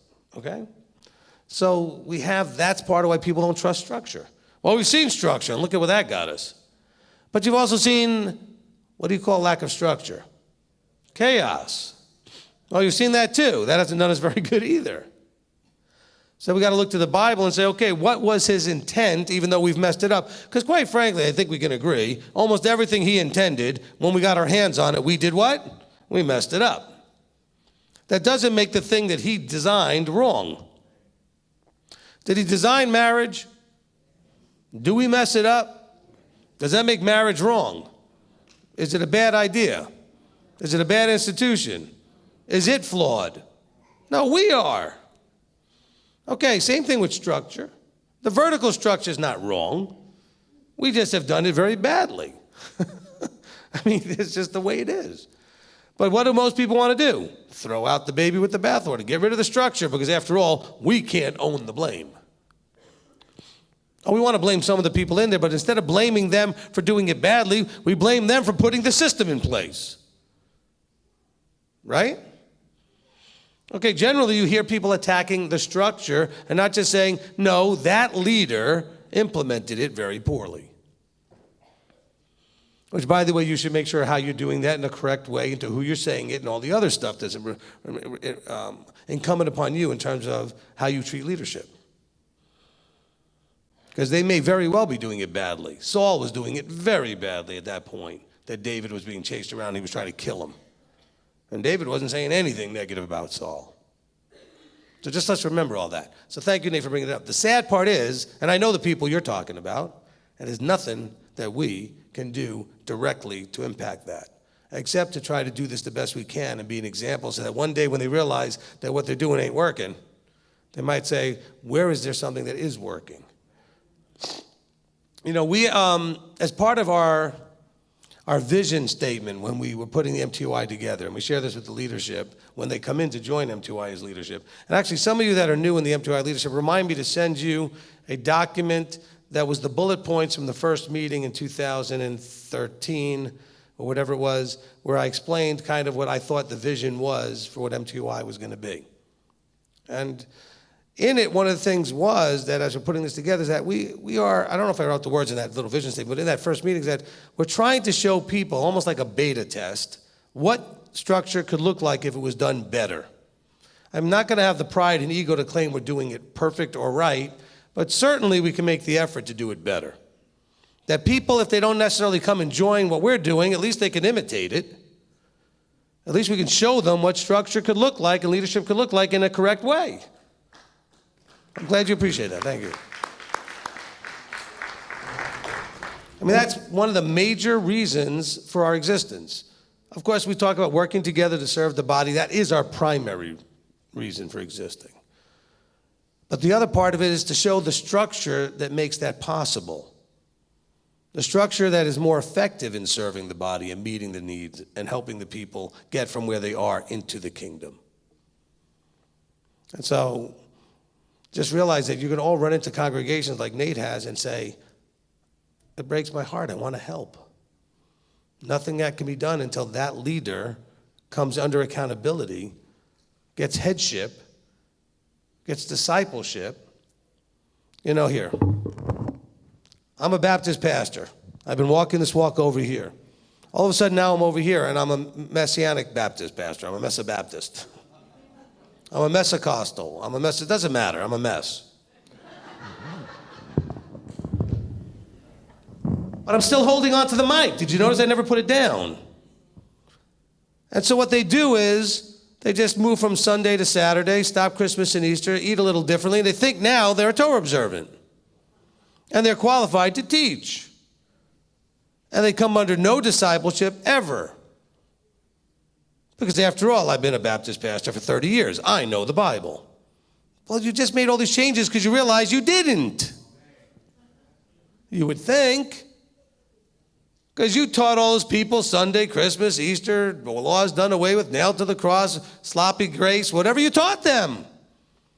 You don't think you need to go put that mic down and sit and be quiet? But that's a hard thing for someone who's been in front of a mic for 30 years. 15 years, 10 years, doesn't matter. And that's what you're getting a lot in the body. It's pride and ego. They can't humble themselves to just put down that mic and say, I hope one day I can come back up here and be useful to you. For right now, to be useful to you, I need to go sit. I would be real impressed if I saw a few people do that. No, I really would. And we had one guy that came to the congregation for a little while that did that. Problem is, he only put the mic down. He didn't stop with because of all that filtering, he kept telling me, I only agree with some of what you say. Knock that off, put the mic down, and listen. Drop all that. Be a disciple. Open up to learning. Find someone you can sit with. So this is hurting the body almost more than anything else. Most of your teachers never went and got retrained. They're not mostly people that just came out of nowhere, and if they are, then it means you're learning from 3rd and 4th and 5th graders anyway. For those of you that are new, how many of you don't know what I'm talking about with the 3rd, 4th, 5th graders? Okay, a couple of people. So I have a model that I use called the elementary school model. It's like if you wanted to go learn math, would you generally go find yourself a 3rd grader to learn from? Or would you look for a teacher with a degree or a professor or somebody who's actually trained to teach math? Whatever it is. Like say you want to learn welding, you want to learn cooking, you want to learn medical, whatever it is, you're going to find somebody that's not a third. You're not going to look for an elementary school person to teach you, are you? Auto mechanics, I don't care what you do, accounting, legal stuff, whatever you do. So it's been my opinion through observation that a person that's been in here for, when I say in here, I mean in the body, or at least trying to be, figuring out Torah, moving from Christianity into this, if they've only been doing this for 3 years, it's like they're a 3rd grader. And most of us in the body that we, or when we look around and we find all these guys on YouTube and this, that, go find out. They've been doing this 5 years or less, 6 years or less. And they've not gone to school. You know what the school was? Listening to other guys who do it 5 years or less. And they hold conferences where every one of them is a 5th grader. It's a 5th grade conference, then you can go. Because I've watched this and I know all the guys. I know everybody. Listen, I've been doing this long enough. I know who everybody is. And I watch. I go, look, it's an elementary school conference. And I don't mean to mock them. Their hearts are generally right. They're trying to take what they're learning and they're so excited about it and share it. And a lot of them have a fairly good gift of speaking and communicating. But they're not understanding the damage they're doing potentially and the grief they're pulling on themselves with the double curse, the double judgment, because they don't really know what they're talking about. I mean, look, it's not hard for any of you in 5 minutes to get up there and say, okay, Sunday's wrong, Saturday, and the whole thing. You could do that, but any 2nd grader, 3rd grader could do it. If you take a kid, your kids could figure that out if they're elementary school age. But when you start having to understand things like what happens when you die, grace, salvation, covenant, understanding the Ruach, these deeper things, 5th graders are not ready to teach that or understand it. Because that's why some of you who thought I was wrong about such and such, when you're only doing this for 3 years, now that you've been doing it for 5 years, are starting to figure some of it out because you're moving up the chain. Do you know that's why they teach almost the same stuff to you 3 or 4 times? You get it in 2nd grade, and then you get it again in 6th grade, you get it again in 8th grade, right? Because at each level, you're repeating it and you're learning it in a much deeper way. Your ability to process increases. So don't tell me, oh, I'm 60, I'm 50. Yes, I know, but in this, how long you've been in, okay, now some of you are in remedial school because you've been in 8 or 10 years, but you've been still walking around like a 5th grader because nobody's ever gotten you higher than that. Now, here's the other part of it. If I took you out from the outside and brought you into this from nothing, then you'd be like a 3rd or 4th grader. But you know what? You're all in special ed because it's like English as a second language. Because if you learned it all as a Christian, you have Christianese as your first language. So now it's even harder for you to learn this because it's not your primary language. So you're not going from 0, right? Okay? So for those who are Baptist pastors or Messianic, whatever pastors were, charismatic, Lutheran, Catholic, it doesn't matter, anything that they were, they have a harder time, not an easier time. They think, well, I know the Bible, it'll be easy for me. No, you know it that way. It's going to be harder for you. Much easier to take somebody with nothing and say, here's your manual. Let me help you understand it. No filters, no issues, no confusion. They may not understand the language and the terms, and yes, they're going to have to learn all that, but it's not swimming upstream against 20 years, 30 years, 40 years of the other stuff. Okay? And so that's the model. Does that model make some sense to people? So when you do your vetting, find out, well, how long have you been doing this? I've been teaching it for most of the last 20 years. Okay, I came to Messiah in a Torah observant manner in 1987, January. See, we never talked about where I came in, when were you saved? We talked about when were you covenanted? When did you baptize? That's covenanting. So I know actually it was February. Okay, in February of 87. So I know. Well, guess what? That's over 30 years ago. That doesn't mean, by the way, that I know everything, but I've had enough time to realize some things and learn some things and unlearn some things. I'll give you a perfect example. The teaching about grace, the first time I did it, I was just having a real issue with Paul, and I wanted to show that that whole doctrine thing only comes out of one man, and it's really not a doctrine. That's why it's called the search for the I get so tired of having people tell me, well, we're under this doctrine called grace. I said, where is that a doctrine? I just couldn't find it as a doctrine. So I wanted to see, well, does anybody actually talk about this other than Paul? And the answer is not really. Not really. Well, if you went through the thing, you know, almost all of it's Paul. And that doesn't make it wrong, by the way. But when I did the first teaching, I wasn't trying to figure out what grace was. I was trying to just show that it all comes out of one place, which means we should not be, if it really even is a doctrine, taking it all from one place. Especially if it's only in the New Testament without a foundation anywhere else. Messiah never talks about it. He never talks about it. The only time he says anything about grace, he says, well, if you only love those who love you, what favor is it? What grace is it? Man, that sounds like a doctrine. You know. But it wasn't until I taught it to you guys, those few years back, that he revealed in that progressive revelation that grace isn't what I thought it was. Because when I did it the first time, I still thought it was unmerited favor. All the way until I taught it to you.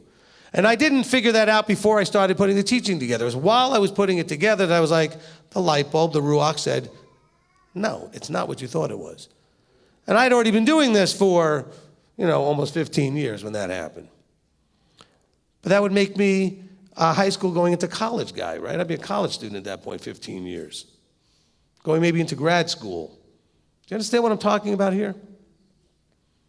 So let's be careful, with how we look at these things and vet the teachers out there and find out, well, how long have you been doing this? Who's your teachers? I know now you're all going to come up and ask me who my teacher is. I understand that. Don't have one. Okay, so, you're a hypocrite. It's a hard question to deal with.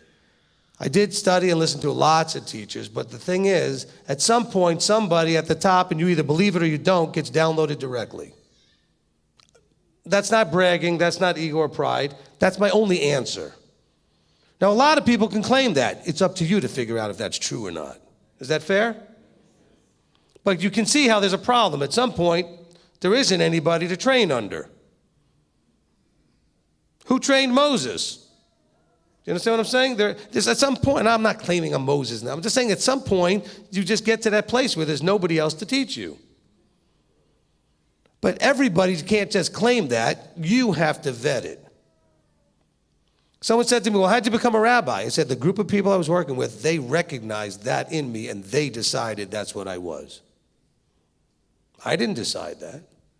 I didn't just decide to take that title, hang up my little sign and say, rabbi, on duty. It's the body vetting and acknowledging and identifying and recognizing that there's something there.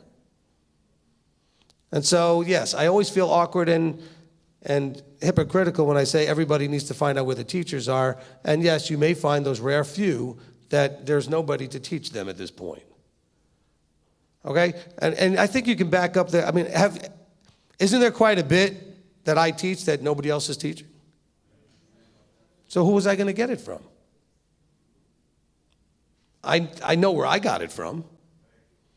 But there's only for you to decide if that's just, one of the other voices and I'm making stuff up, or if it's really him. So you study the teaching, you apply it in your life, and you see. Agree? Okay, because that is something that becomes a challenge. It's hard for the teacher to say everybody needs to have a teacher, and I don't have one. Now, I do have horizontal accountability. Curtis and I have a relationship where if he's going off in a direction, I go, excuse me, hold on, what are you doing? Same thing with me. If I'm teaching something and listen to it, says, hold on, wait a minute. I have that same relationship with Rico Cortez, and so he and I have that friendship where as co-workers, we can speak very respectfully about where we're going and what we're teaching and if we think somebody's out of line. That's never happened yet, but I'm saying that's something that we can do. Now, maybe it's never happened because I don't think we have enough time to listen to everything he teaches, but it just hasn't happened. But that's the only other option. But you can also do it the other way. All of the leadership that I have over others, they have an opportunity, and I've told them if they ever hear anything, if they can come to me respectfully, we can work that out, and I would be willing to hear and listen because I don't want to be in error, because I take full responsibility for the double judgment. I know I'm going to have that.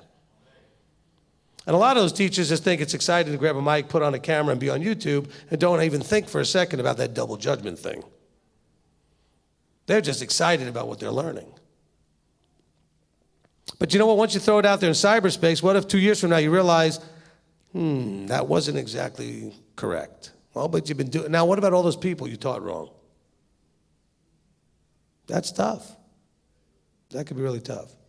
Okay, all of that from what Nate said. Sorry, Nate. But I think it's important. I think it's good that we understand that. All right? Let's be careful that we're not planning to sit in front of the judge because we sat in front of 3rd and 4th and 5th and 6th graders and we can say, well, that we learned anything. Be careful with that. And by the way, have you ever seen the show, Are You Smarter Than a 5th Grader? They're not stupid. I'm not saying that a 5th grader doesn't know anything. Please don't misunderstand me. And a lot of them are smarter than us. Because depending on where you are in the walk, a 5th grader knows more than you do. So I'm not saying that, right? I'm not saying these guys out there that are 5th graders don't know anything. But they also don't know how much they're still filtering through the stuff they haven't let go of. Because, can we agree to this? You can learn something immensely quicker, tremendously quicker than you can let something go. Can we agree? It takes much more time to let go of something, to release a concept, to release a filter of how you see everything. Christianity doesn't just leave the minute you walked out the church building. That mindset, that heart, that vision, the way you, all of that stuff doesn't just fall away the day you decided to walk out and go keep Sabbath and keep, the Torah the way you do. And some of you, as we go through these processes, keep coming up to me saying, I can't believe there's still some of that in there. It doesn't die easy. You've got to really work at it. It takes a long time. So do you think that the teachers are exempt from this? That's why when you listen to them, you can still hear the Pentecostal, Baptist, Lutheran, whatever the background was. I mean, I keep picking on the 3 names I know. I was never a Christian, so I don't have all of those differences. Some of you are saying, oh yeah, but a Baptist isn't just a Baptist. There's 47 different varieties of that. I had no idea. Oh my goodness. Started talking to him one time and said, I'm a such and such and such and such Baptist. I said, what? In Judaism, we have, 3 primary flavors. But you know what? If you go back to Yeshua's day, there were 30, 40 different types of sects of Judaism, including the Torah observant Messianics. They were simply a sect of Judaism. And so we don't look at it that way sometimes. There are people out there still don't realize their Messiah was Jewish. They're like, what? Come in here, we do liturgy in Hebrew. Like, why are we doing that Jewish Hebrew stuff? I don't know, because Messiah did. And I want to do whatever he did.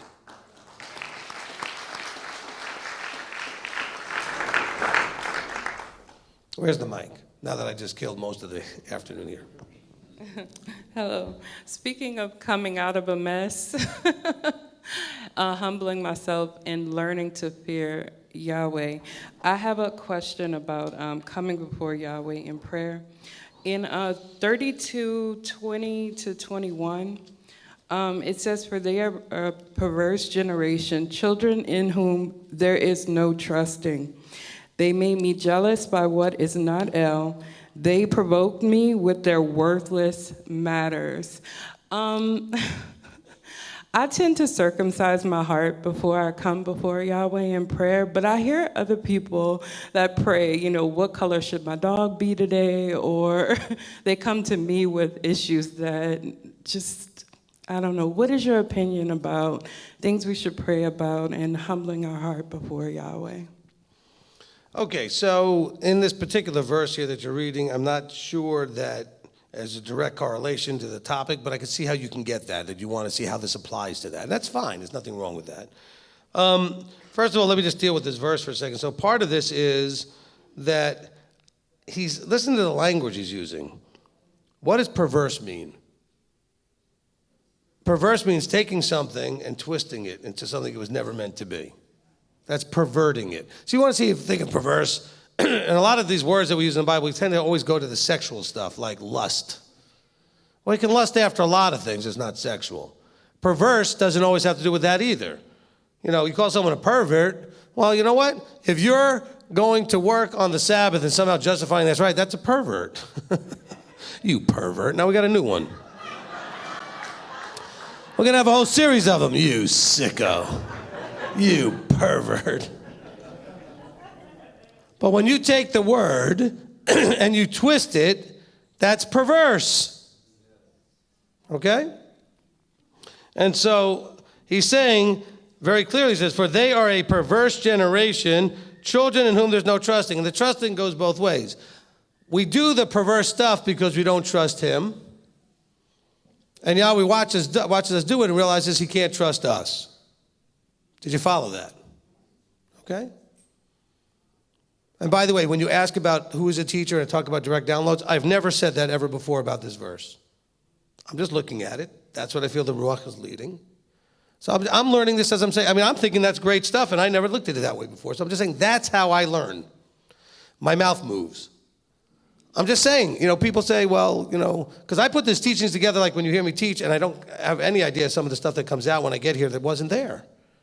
So when I start talking, he gives me words. That is our agreement. I open my mouth and just let him do. I don't think a whole lot. I just start talking. In case you just wanted to know what it looks like and how that is. I'll just throw that out there. Okay. So this perverse thing and the trusting thing. So we twist because we don't trust him. So we twist it because we think we have to take the situation into our own hands. So we're perverting the thing. And then we demonstrate that we're not trusting him. Through that, then he knows he can't trust us. So hopefully we can get that out of it. And then when we go and take these things, we go into further on, it goes, and he's zealous and jealous about these things, and we're being provoking. He's being provoked by the things we do because we're focusing on things that have now become worthless. Okay, we provoked him with worthless things. See, if you... Okay, I'm trying to think of how to do this. Like, let's say I had a very valuable painting, and then I decided to take out my own paint and, you know, paint it up a little bit. Is it going to have the same value it had before? I've ruined it. It's worthless. So I want you to think of it that way before we get to the prayer thing, which I think is a good question, but I'm not sure that's right here in the verse, but it's a good question. But just realize that I think that's what he's talking about here, that, you know, you've perverted it. Remember context. What flowed into this point of worthless? Well, he talked about perverting something. How do you pervert something? You alter it, you mess with it, you undo it in some way, or whatever. You take it, you twist it. And so the thing that had value is now, in a sense, ruined and worthless. So I think that image of like the painting is a good image because you've taken it. Okay, it was a good image, that's right. Until you painted it and made it ruined it. Okay, then it no longer has value. It's not the same value.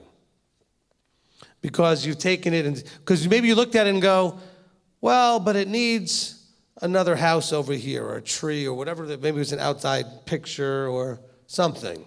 Or maybe you realized that Picasso didn't know where to put eyes and you wanted to fix that. I don't know why anybody thinks this guy's so great. They can't even put the eyes in the right place. Let me help him.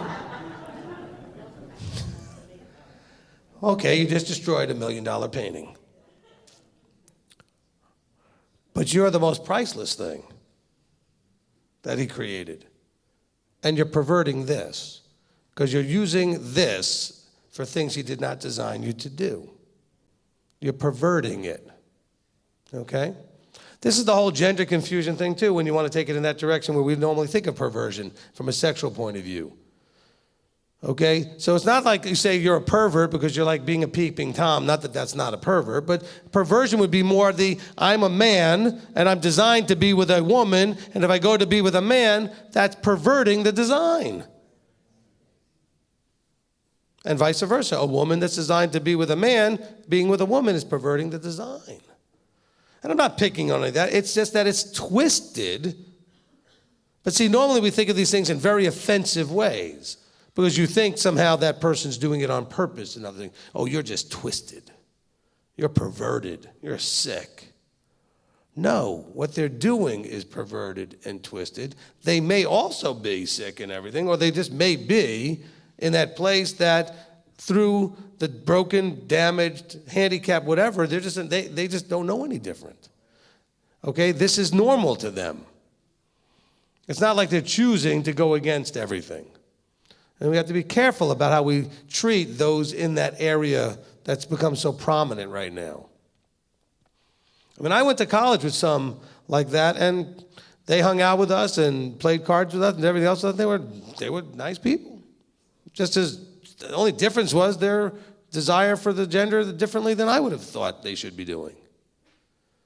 So there, we have to be just careful about that. Is also applicable to us when we take Torah and we twist it just a little bit so that it's more convenient to us, or allows us to do what we want, or it doesn't require us to not do what we don't want to do. You know what I'm saying? I mean, that is also just as perverse.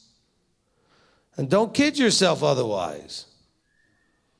We talk about evil, right? What's your new definition of evil? Going against the design of the Creator, when you do something against what He designed. He uses that word evil. It's not just an exclusive word for things that the universe agrees is evil, like pedophiles, murderers, mass killers, whatever you want to put in there, Well, that's evil. Well, sure it is. But it's not limited to that. Same thing with perversion. Sometimes we limit the definition. His definition is being used here. He's saying, what's he saying? The whole children of Israel running around doing perverted sexual things? Not really. Some of them probably were. Every group of people, if you get a big enough one, has a group of people like that. But that's not what the issue is here.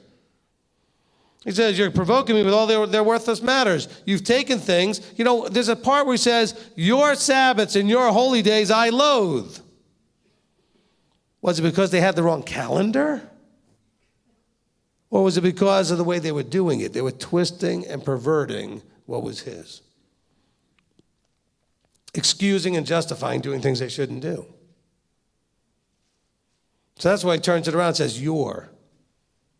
They're still his feasts, but you can mess them up and make them yours. Just like when Yahweh said to Moses, your people, who you brought out of Egypt. And Moses like, what? My people? You got to be careful with that. Okay, now back to your prayer thing. Thankfully, Yahweh's incredibly patient. Or we'd all just have nothing to hope for. We all look in the mirror and go, oh my gosh, I'm never going to get there. He is so patient. Because when we come and do these things. And so he has to be patient. I only counsel a small percentage of you. I can't imagine him having to deal with all the prayers from everybody. That already makes me impressed. With all this other stuff he does, of course, also, but just that he has to listen to all of that stuff. And we are incredible about the things we pray about sometimes, and the things that we don't pray about that we should. And that's when we get into this worthless stuff. Because I talk to people about, do you want to go out to dinner tomorrow night? Well, I got to pray about that first. Really? When you're praying, do you want to ask if we're doing Italian or Chinese? Because apparently that matters to the Creator, whether whether you get a red car or a blue one, or whether it's a Honda or a Toyota or a Ford or a Chevy. Why would he care? Oh, I just want to make sure I'm doing what's pleasing in the sight. Walk Torah.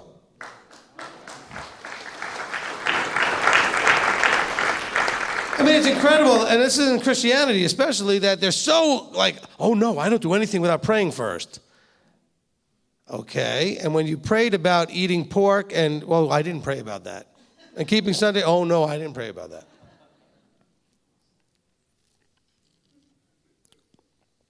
And I'm not picking on them because they haven't had their eyes open. But they've got this thing where they're trying to pray, but also what are they doing when they're praying like that?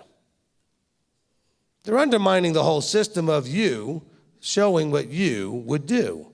They're trying to give up not only all their sovereignty, but all their self-will and everything else, so that they're just basically a shell.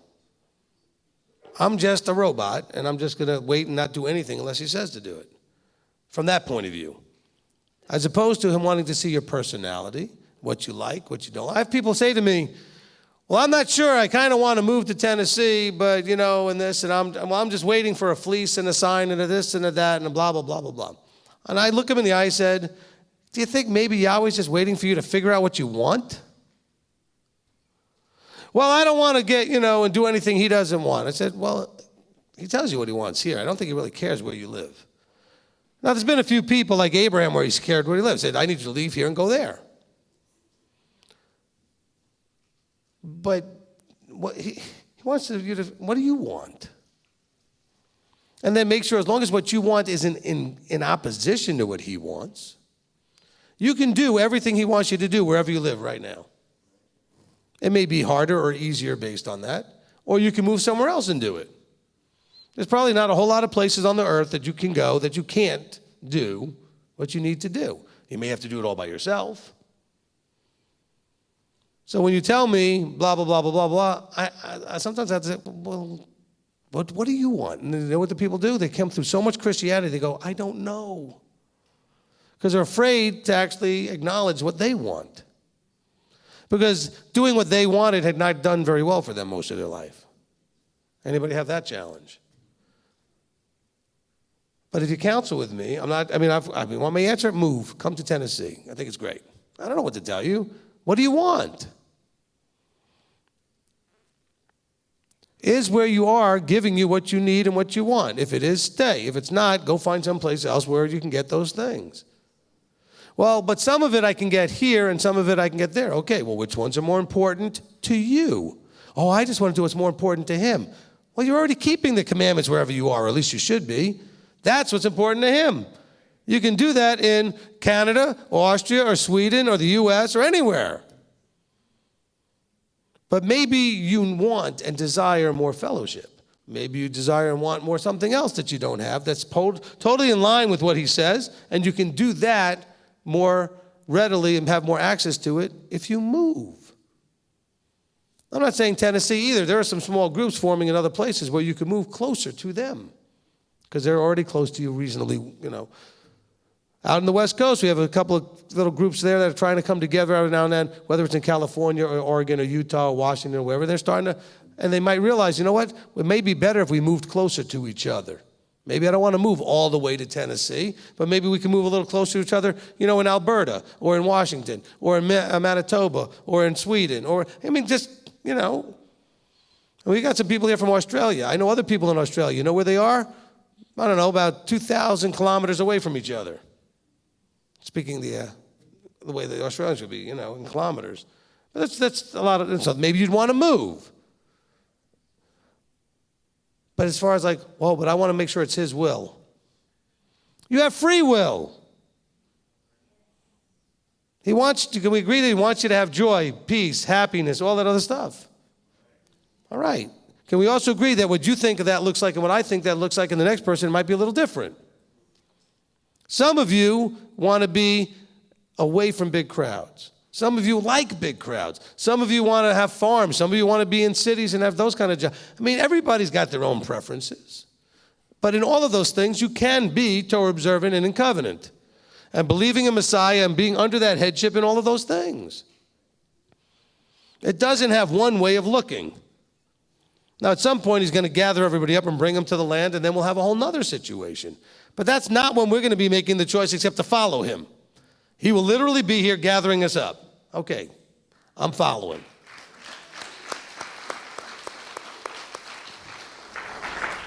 Until then, remember the teaching? This is probably one of the best, most important teachings, and it's only one part. Making decisions is the reason you're here. It's the reason you exist.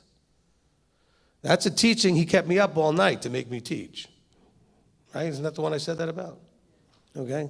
Sometimes it's hard to remember out of 500 teachings.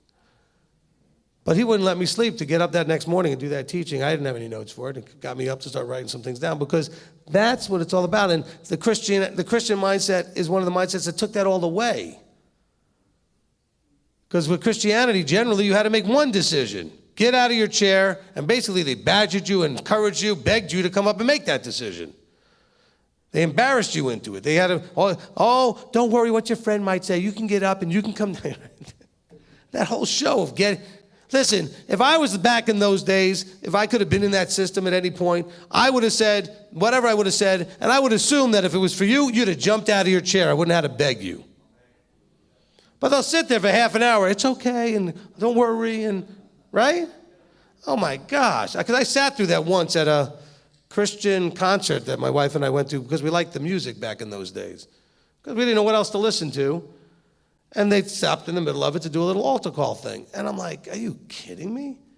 If anybody really wanted to do this, they'd have jumped out of their chair and gone up. And by the way, some did. But not a whole lot, not, whatever. But then they just kept talking and begging and this. Look, you have to make your own decisions. He's watching how you make decisions. That doesn't mean, well, that's why I pray first. No, but he wants to know what you would do, not just what he would do. You have an idea of what he would do. So make your decisions based on what he's already told you he would do and what he wouldn't do. And I don't see anywhere in here that he really cares what color your car is. Those kind of things, it's just not in here. I also don't see anywhere in here that he cares where you live. He's already scattered you. So within the dispersion, I think you're pretty well good to move around. But you have to figure out what you need to get more in your growth. Can you do it where you are? Can you do it better somewhere else? Don't forget, as a man, if you're the one helping to make these decisions, and if you're married and you have kids and everything, men, this is really your responsibility. You better listen to your wife's counsel and what she's going to make her happy, but you've got to provide and protect. If you're going to drag her across the country and take away from everything she's happy with and make her miserable, you're going to be miserable. Happy wife, happy life. That's the 11th commandment.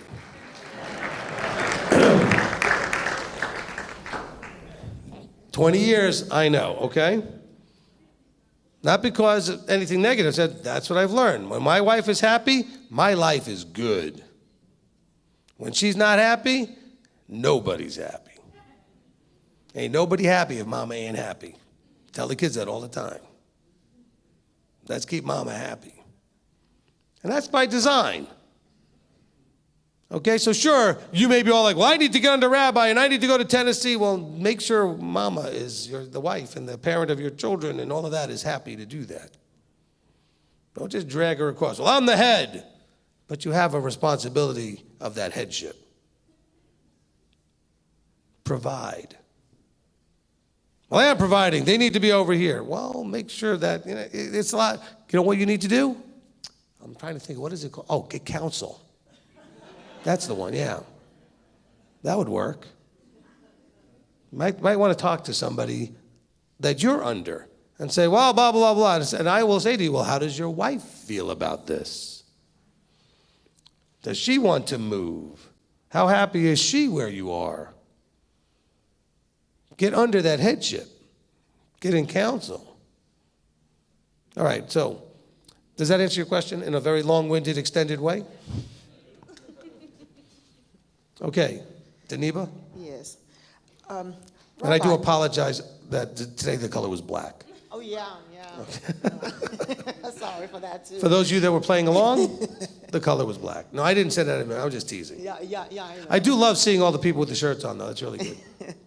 Yes, Deuteronomy 34, chapter 34, verse 5 through 6. And Moshe, the servant of Yahweh, died there in the land of Moab, according to the mouth of Yahweh.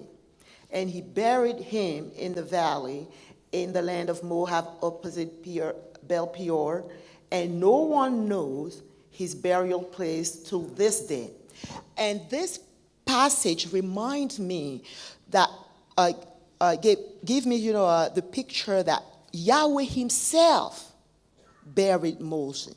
So whenever we messed up and we repent, he himself take it seriously and he buried it. But we are having a hard time forgiving ourselves, and we always resurrect the old man.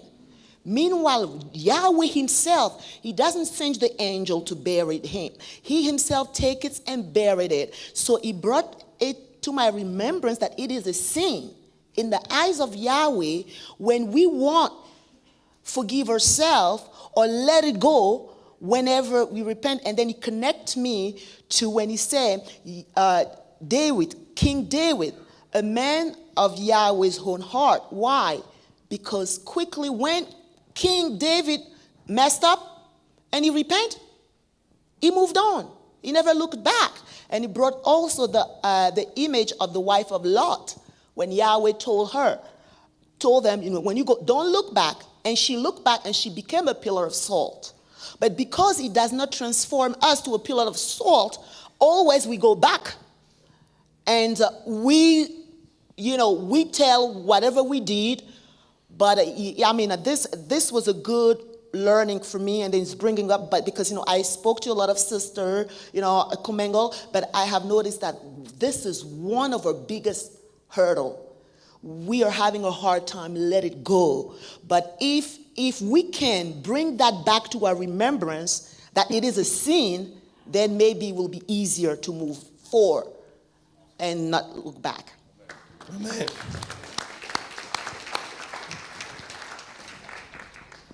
I can't even add anything to that at all, because that is the problem. A lot of the people I counsel, they start off worrying about forgiving others, but really the challenge is really forgiving yourself. I mean, we could work through the process of getting you to forgive others. It's a lot easier than getting you to let go. Because see, if you don't forgive, what does it say in the model prayer? If you don't forgive others their trespasses, your heavenly Father won't forgive you. That includes you. So some of you are struggling in your forward motion and you wonder why. Well, because he's not hearing your prayers because you won't forgive you, and so that cuts you off.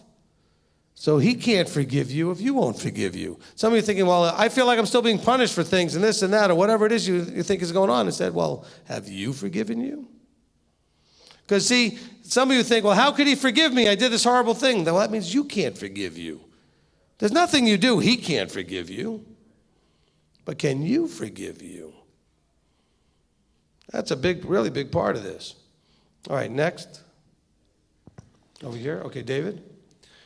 So in Deuteronomy 31, verses 9 through 12, just something that I thought was fitting, especially considering Nate's comment and the conversation about teaching and vetting and being submitted to that aspect of discipleship and going down that chain. Mm-hmm. And I thought it was also fitting for today, as we finish the book of Deuteronomy, how it says, "And Moshe wrote this Torah and gave it to the priests, the sons of Levi, who bore the ark of the covenant of Yahweh, and to all the elders of Israel. And Moshe commanded them, saying, at the end of 7 years, at the appointed time, the year of release, at the festival of Sukkot, when all Israel comes to appear before Yahweh your Elohim in the place which he chooses, read this Torah before all Israel in their hearing. Assemble the people, the men and the women and the little ones, and your sojourner who is within your gates, so that they hear and so that they learn to fear Yahweh your Elohim and guard to do all the words of this Torah." And just that verse at the end, that's what it feels like in this room, that we're assembling together and we're learning together to guard and do all the words of this Torah. And also something you had said on a Torah study, I think a couple years ago in the archive recording, that it's quite possible, because we are so accustomed to the written copy, the digital copy on our phones, etc., that they didn't have that. And so they had to wait for Sukkot, as we hear at the end of the 7 years, to come together. And as it says in verse 9, Moshe wrote it, gave it to the priests, and then they were the ones who taught it. So just reinforcing, number one, how beautiful this picture is today, and almost in a way, bringing this verse to life at Sukkot, where it says, and then also the importance of Torah teachers, which of you will just bear with me one moment. In 2 Chronicles 15:3, it says, "And for many days Israel has been without the true Elohim, and without a Torah priest, and without Torah." And then in 2 Chronicles 17:9, and this is all from Rabbis Learn and Teach the Torah teaching. It says, "And they taught in Yehuda, and with them was the book of Torah of Yahweh, and they went around into all the cities of Yehuda and taught the people." And then finally, and this is for you, Rabbi, for Ezra chapter 7, verse 10, "For Ezra had prepared his heart to seek the Torah of Yahweh and to do it and to teach laws and right rulings in Israel." I just want to thank you for preparing your heart to teach us the Torah. Amen. Amen. Thank you. Amen. Thank you very much. I appreciate that. And I also appreciate those connections from learn and teach the Torah. Okay? And that's one of the other ones we will be probably redoing at some point and making more in depth and really, putting, because these are some of the ones that are not on video.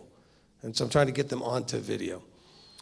But see, that is a really big, important thing. Now, we always cover this Deuteronomy 31 thing because that's the reason we do this every year.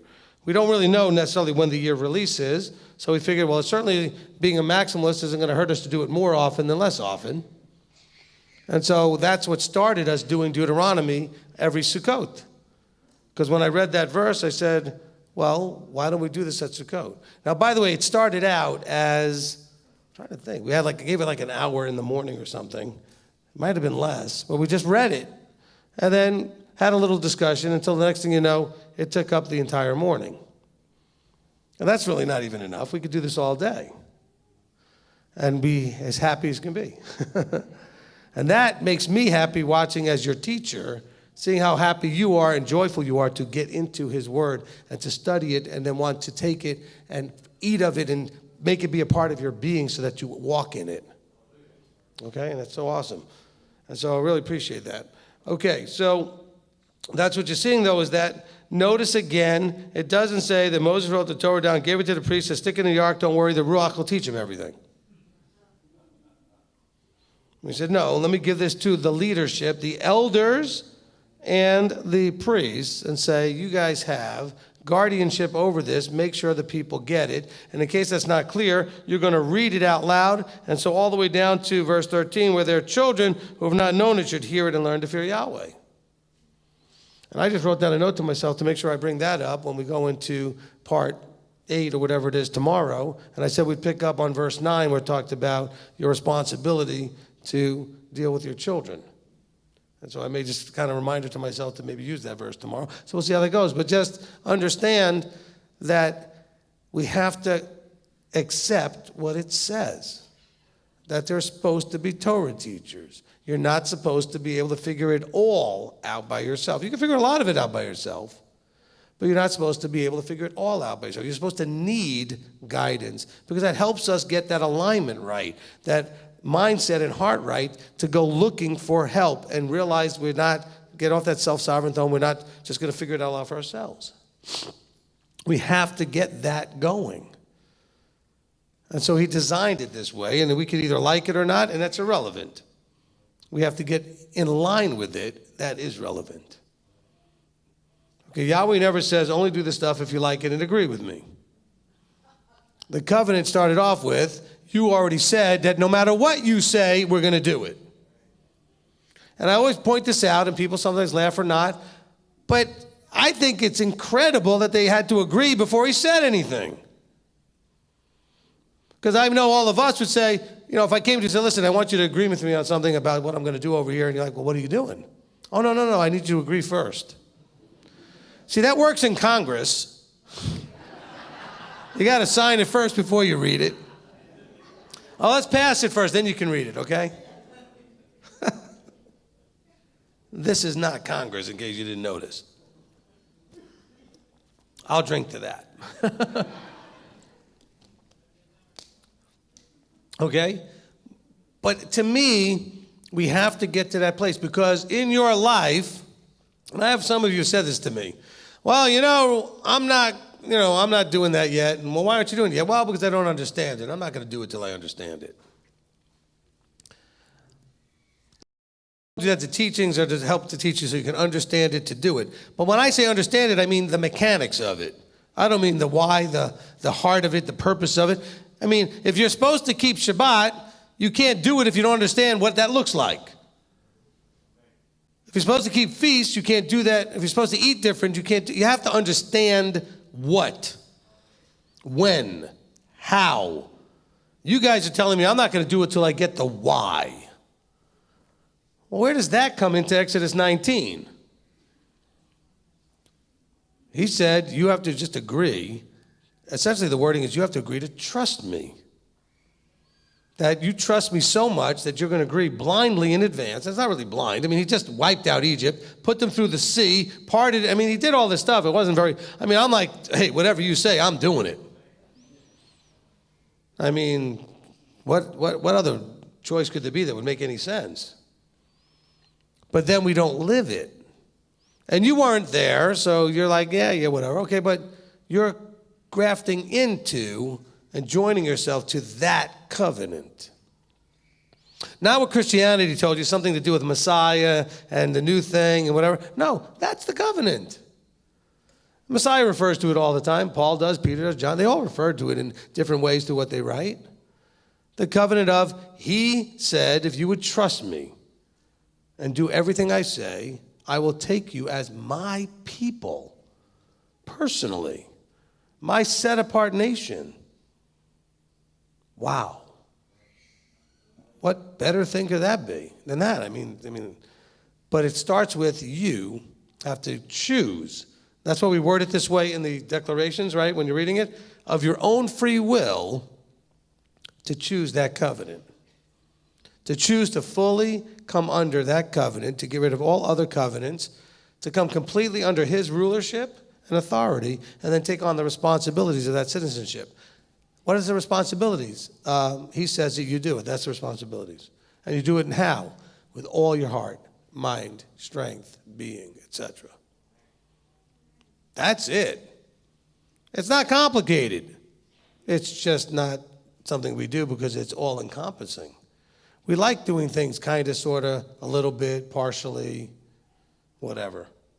You know, especially if it's convenient. If it's not, then it's less, right? All right, where's the mic? Rabbi Tom, okay. Boker Tov. Boker Tov, sir. And just a couple of things real quick. When Joanne and I were going to get married, she says, I'll marry you, but I want to work to get out of debt first. And this is kind of related to, I want to understand it first and I'll do it. Well, she worked for about a year and she still wasn't out of debt. So if we had waited until she was out of debt, we still wouldn't be married. But anyhow, the other thing I wanted to bring up was Zechariah 14.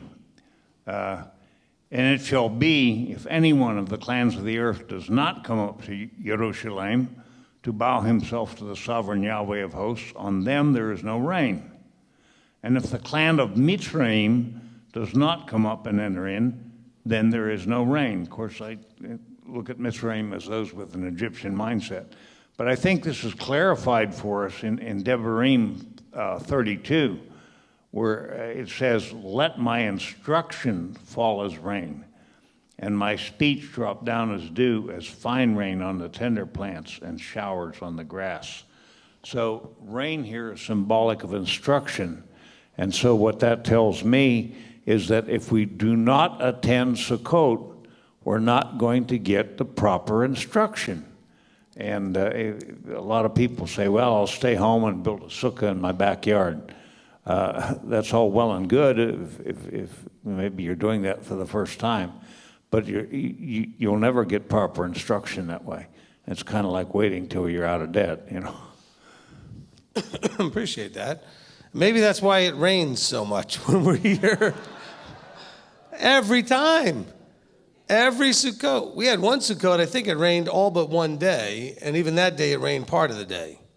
And we didn't even get the mikveh in, because when I say it rained, I don't mean like this. It's been like drizzling a lot and stuff. I mean it rained every day. And we were like getting cars stuck and mud everywhere. It was, yeah. But hey, bring on the rain. And that's really good. I appreciate that. You know, this whole understanding thing also has to do with you finally coming to the realization that understanding comes through doing. Understanding comes through doing. You can't, look, some of you came here thinking you understood what this was going to look like. And now you're here. Now, when I say was it different, I don't mean like totally different, but was it more? Was it, I mean, could you have really understood this having not been here? No. And by the way, I apologize in advance. You're going to get a little frustrated because you're going to go home and try to share this with other people. They're not going to understand what you're telling them because they didn't experience this through the live stream. It's different. I love when people finally get to visit Beth Shalom, who are used to seeing things on live stream, and they're like, this is so different. Even the teaching somehow feels different when you're live in the room as opposed to live on the camera. Nothing like the real thing. Hey, it's still real going through the camera. Okay. But it's just somehow different, which is weird to me because it's the same words and everything, but it just feels different. There's something about it that's different. And that's why we need to do. Because you'll get understanding and insight and other things from doing, from being there, from doing. Amen? Amen. Okay, where's the mic? Okay, in the back, Sherry? Yes. One of the things that dawned on me when I was reading that was just how, with kids back in the 80s, there was Hooked on Phonics, and it was always put to music because they found that if we put things to music, we retained them a lot better and we were more focused on them. And I thought, how the Father he has songs. Miriam, when they came out of the Red Sea, the Sea of Reeds, they had a song to remember where they came from. And all throughout the things that the Father has done, Psalms is put to song. And the other thing that dawned on me, too, is that it seems the older I get and the more I study different things, the more I realize that I am an auditory learner. And what that really means to me is that I can look at a book and I can read it, but I really can't get the essence of it. It just doesn't seem to make as much sense to me. And when I come under Rabbi's teaching and he explains things, I can take it in. I can really hear it. Where I could read it all day, and yes, the Ruha might bring things to my remembrance, but it's not the same. And so I just love how the Father has put into place so many different ways to make sure his people comprehend his word. Amen. Amen. Thank you.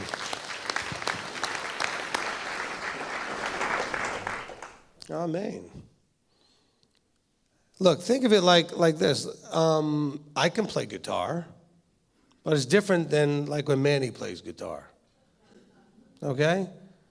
And I can play the same chords. It doesn't have the same thing without the anointing and the gifting.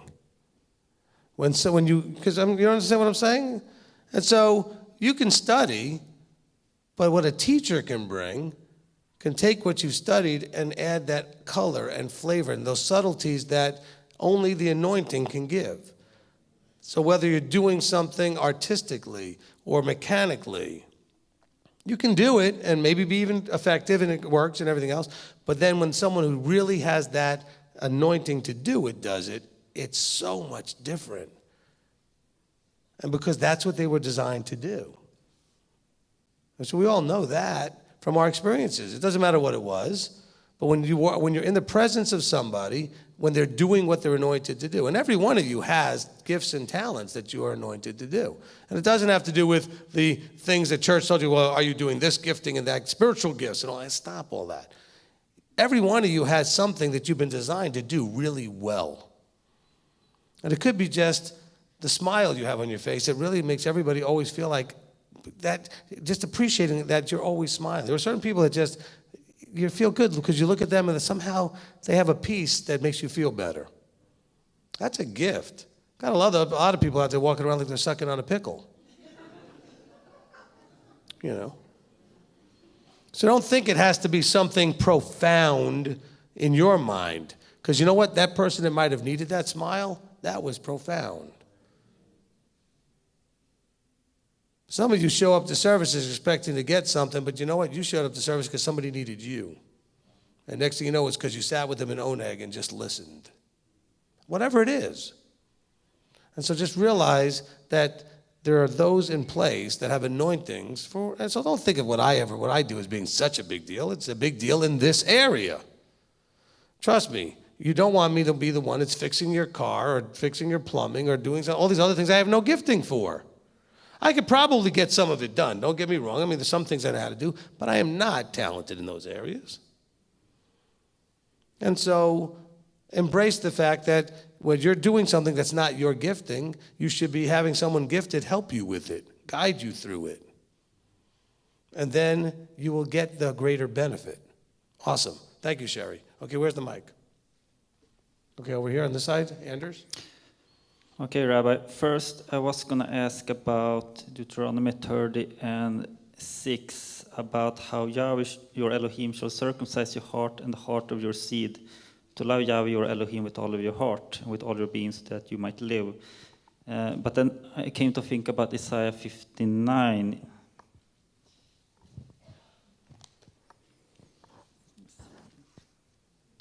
Okay, what's the verse again? In the end of 59, it's saying, Okay. As for me, this is my covenant with them, said Yahweh, my spirit that is upon you, and my words that I put in your mouth shall not be withdrawn from your mouth, nor from the mouth of your descendants, nor from the mouth of your descendants, said Yahweh, from this time and forever. And I started to, from the beginning of the chapter, to get context, and I see in verse 2, but your crookedness have separated you from your Elohim, and your sins have hidden his face from you from hearing. And I came to think of the first comment about 29.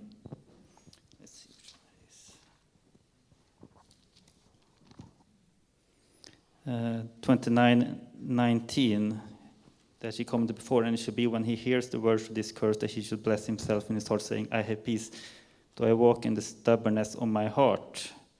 And this whole 59 is talking about that, how we're walking, just fooling ourselves.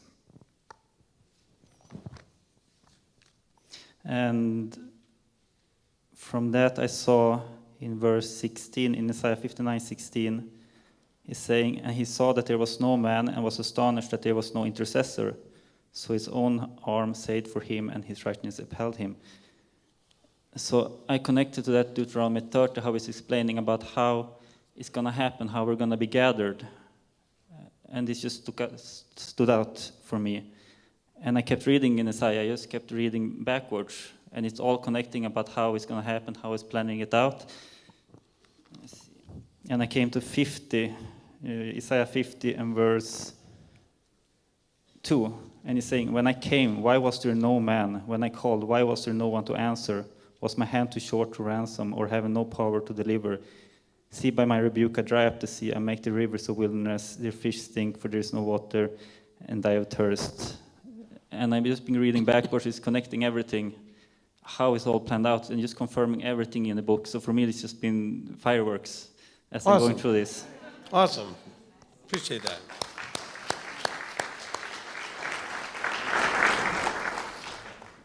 You know, some of you have asked me, for help in how you study and things. I've shown you every teaching. You take something and you find where it's connected to other things, where there's references. But you can't do that unless the Ruach can bring it to remembrance, because you put it in there. But you can bring things together. And I'm so impressed with, the few of you that have done that so far, not that the rest of you have, but the ones who have taken the microphone and shared how I was reading this, and then it brought me to Isaiah, or it brought me to 2 Chronicles, or it brought me to whatever. And I'm starting to see how these things are all layer upon layer, line upon line, etc. And the fireworks that are going on, because you're starting to see how the puzzle is now turning into this beautiful picture. And the consistency throughout the scriptures. Now, there are people out there that challenge that, the creator of the universe had anything to do with writing this book. Human beings should not do this. It's too much, too complicated. The odds of this being this consistent and fitting together the way it does through some human intellectual design is about zero, okay? All right, can we... But this also fits into what I've said over and over again. I'm not interested in building anything on something that's said in one place once. But when you can start to see, Moses talked about it, Isaiah talked about it, Yeshua talked about it, maybe Paul, John, or Peter, whoever talked about it. Maybe it's in the Psalms, David talked about it. That starts to build some confidence. Wow, I need to be focused on this thing. I mean, why do you think we went through 64 parts of the heart of the matter? We could have done 164 parts. I mean, we certainly. Because you see, but in that teaching, though, you could see how consistently everybody was saying the same exact thing. But you know what we love to do as human beings? Build everything around a one-verse thing. I'm not saying the one verse is wrong, it should be thrown out. I'm just saying, why would you build, as so important, one verse that says it in one place by one person? No two witnesses. Now, again, I'm not picking on the one verse, but why do we elevate it? Do we see, just in Deuteronomy, how many times Yahweh says, guard the commands? Okay, so is that not something that should be much higher than some other one verse thing? And that's where we get all into that Gnostic, I want to feel special because I figured some unique little thing out, and I'm going to make everything about that one little unique thing I think I'm so smart about. So I love watching, it's not so much, first of all, I love what Anders did, but I love as a teacher hearing him piece that together and telling me how in piecing it together, it's all coming to be more clear, like fireworks. Because that's exactly how I've taught you, and that's a discipling process. As you listen to my teachings, you're also watching how I put them together, the structure, and how you start looking for connecting pieces and how they're talking about the same thing. And not only are they talking about the same thing, but each one who's talking about it is adding a little bit more clarity, a little bit more flavor to it, so that there's much more depth to it. And so it becomes really amazing. Okay? Now, it's still the same thing, but you're getting a little bit more to it. It's wonderful. Thank you, Andrews, for sharing that. Okay, who's next? Okay, Shira in the back. First of all, Rabbi, I just want to say that I appreciate your defending the fact that you're anointed appointed, because if you didn't know that you were anointed appointed, you wouldn't have survived. And the downloading that you were describing, for me and many others that I've talked to, because we all talk about you behind your back, you know. I know. But our amazement is coming out of Christianity and being fed these little sound bites, this verse and that verse, and taken out of context. And it's like you are an eagle and you say, get on my back, ride on my wings, I'm going to take you up to look down at the whole thing and see the beauty of it. And you always, I mean, it's scripture upon scripture upon scripture, and the tying everything together. It is just truly Elohim. And so many of us have loved the Bible for a long time, and we've been so mad at it because it was so full of apparent contradictions. And what a feeling to get up over that scripture and have you talk us through and say, that wasn't a contradiction after all. That is, so thank you so much. Praise Yah. Praise Yah.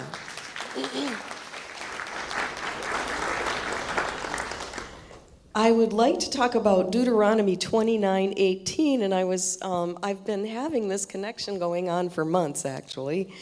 What chapter you in? I'm sorry, chapter 29 and verse 18. And it's starting actually in verse 16. You know how we dwelt in Mitzrayim. We passed through the nations, and you saw their abominations and idols, etc.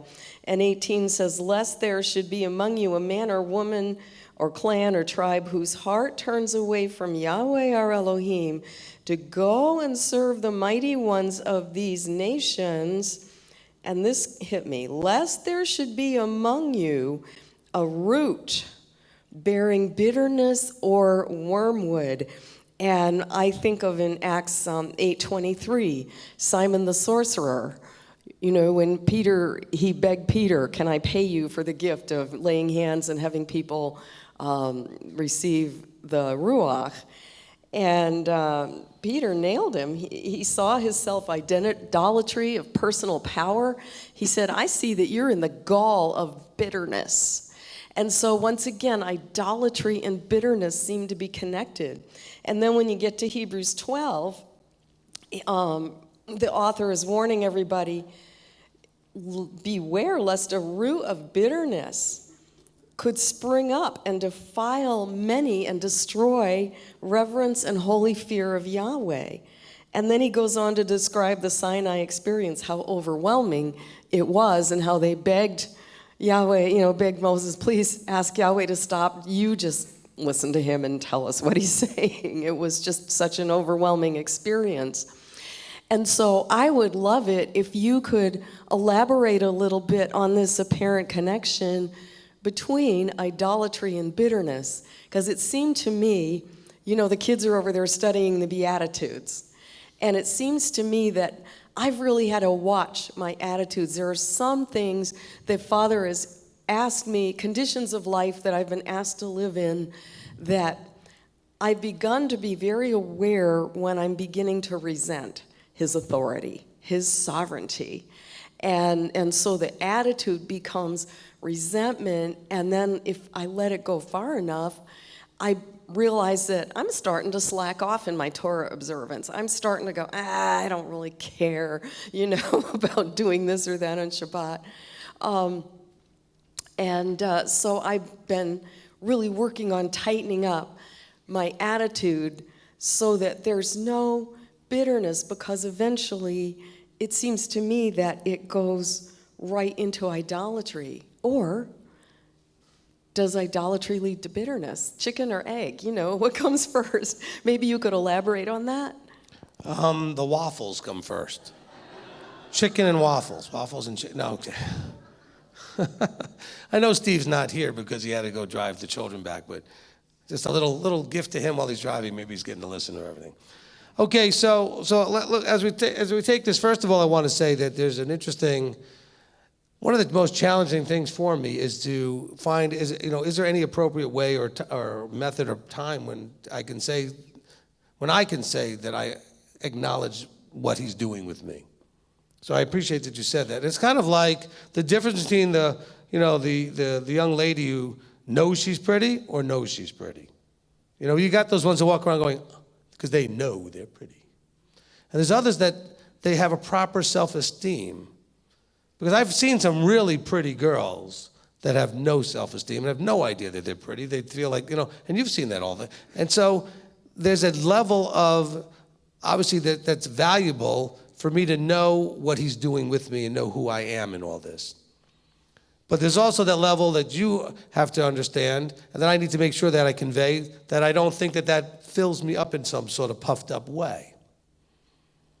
So that's the comparison that I was thinking about, because I do counsel some of the teenagers. Some of them really have a self-esteem, real huge challenge. And you remember, especially the women, the girls have a real challenge with their self-esteem.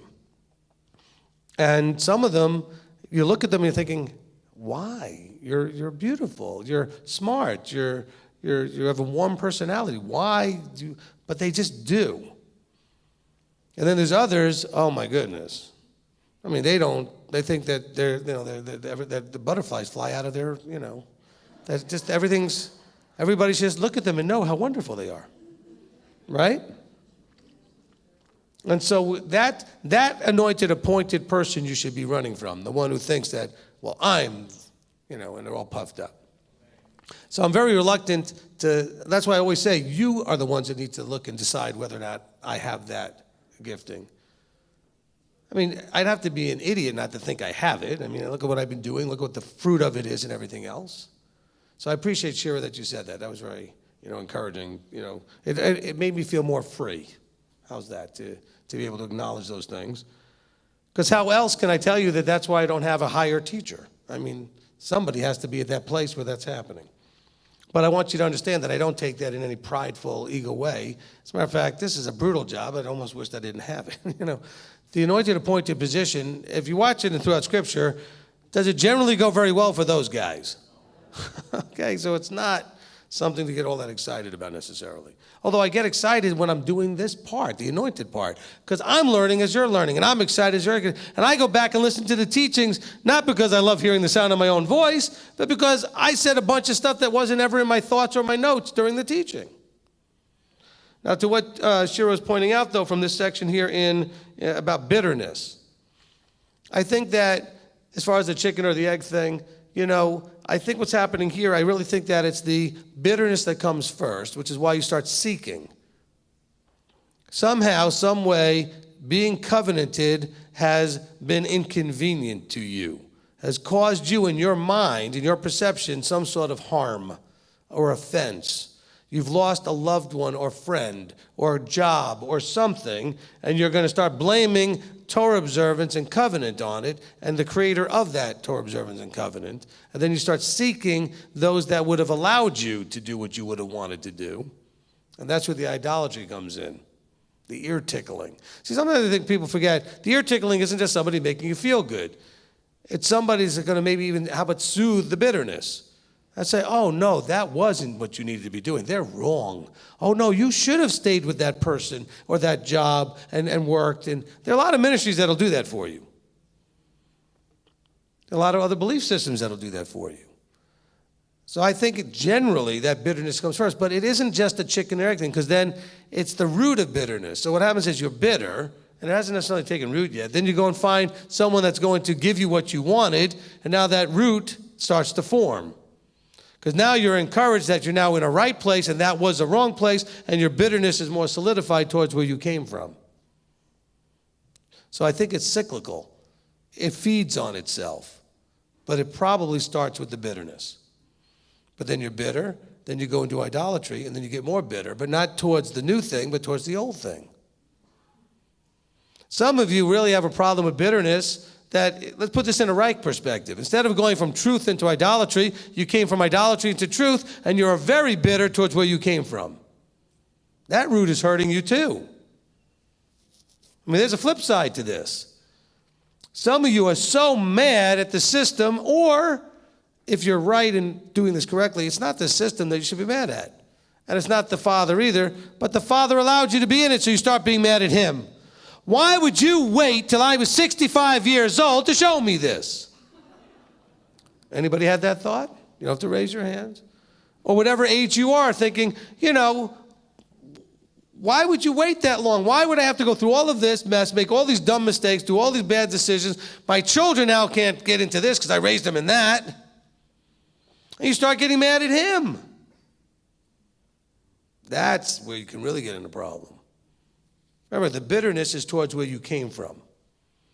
It could be coming from truth into delusion or vice versa. It's the bitterness, though, when it takes root, that whole root of bitterness thing, that will kill you. That's going to destroy your walk. Even if you're in the right path now, it'll destroy your walk. Because if you can't get over that bitterness, it will taint and affect and filter through. Everything's going to filter through that bitterness that you do. Excellent points here. And again, another person who took the verses and went through other verses, connected up dots. I'm very proud of all of you today. This is beautiful. Good job. All right, I'm going to need a bunch of smiley face stickers to give out. This has nothing to do with the teaching, but Bob and Yvonne, I did print those certificates. If you remember to grab them on the desk, I'll meet you there after the study. So I printed them out for you. I just happened to see you in the back and wanted to make sure I told you I have them. Okay, anybody else? We have about another 5-10 minutes. Okay, Nate? I just wanted to float back to where a very good question came up. It was one that I had to reconcile with when I was doing the vetting process of choosing to become under Rabbi's authority. And that question was, well, who taught you? Which is a valid question. And he explained that to me. And I had to look around at my circumstances, look at where the world is today, and looking at how our we have knowledge that is increasing. I mean, there's so many things. I won't get into all the details of what led me to this verse, and it had to do with Amos 3:7. For the Master Yahweh does no matter unless He reveals His secret to His servants, the ones who speak Yahweh's word with authority, the prophets. And if these days are what I think they are, where we're getting closer to that time, and I was starving. I don't know about you guys. I was starving where I was at. I was getting tired of listening to compromising the truth for the sake of unity and lack of. My vocabulary has changed in the last 3 years, and I know for me that the fruit of the anointing that is on this man for whatever reason or another is amazing. And it's the fruit with everything else that's going on in the world and what's out there. Yahweh will not do anything big until his prophets are preaching it and sharing it with us and helping us to make our paths straight, because Yahweh loves us. And it's my opinion that after everything that we've been through and everything that we have done, we have made the choice to understand that for some reason or another, Yahweh gives this man an anointing to teach us and guide us to get ready for the return of our Messiah, whatever that may look like. So I just wanted to bring that up, that I had to really reconcile that in my own head. Well, who taught you? And the only thing that I can come up with, I have not found another teacher like this man and all the other teachers in the Messianic field that I've found. So I just wanted to go there. I appreciate it very much.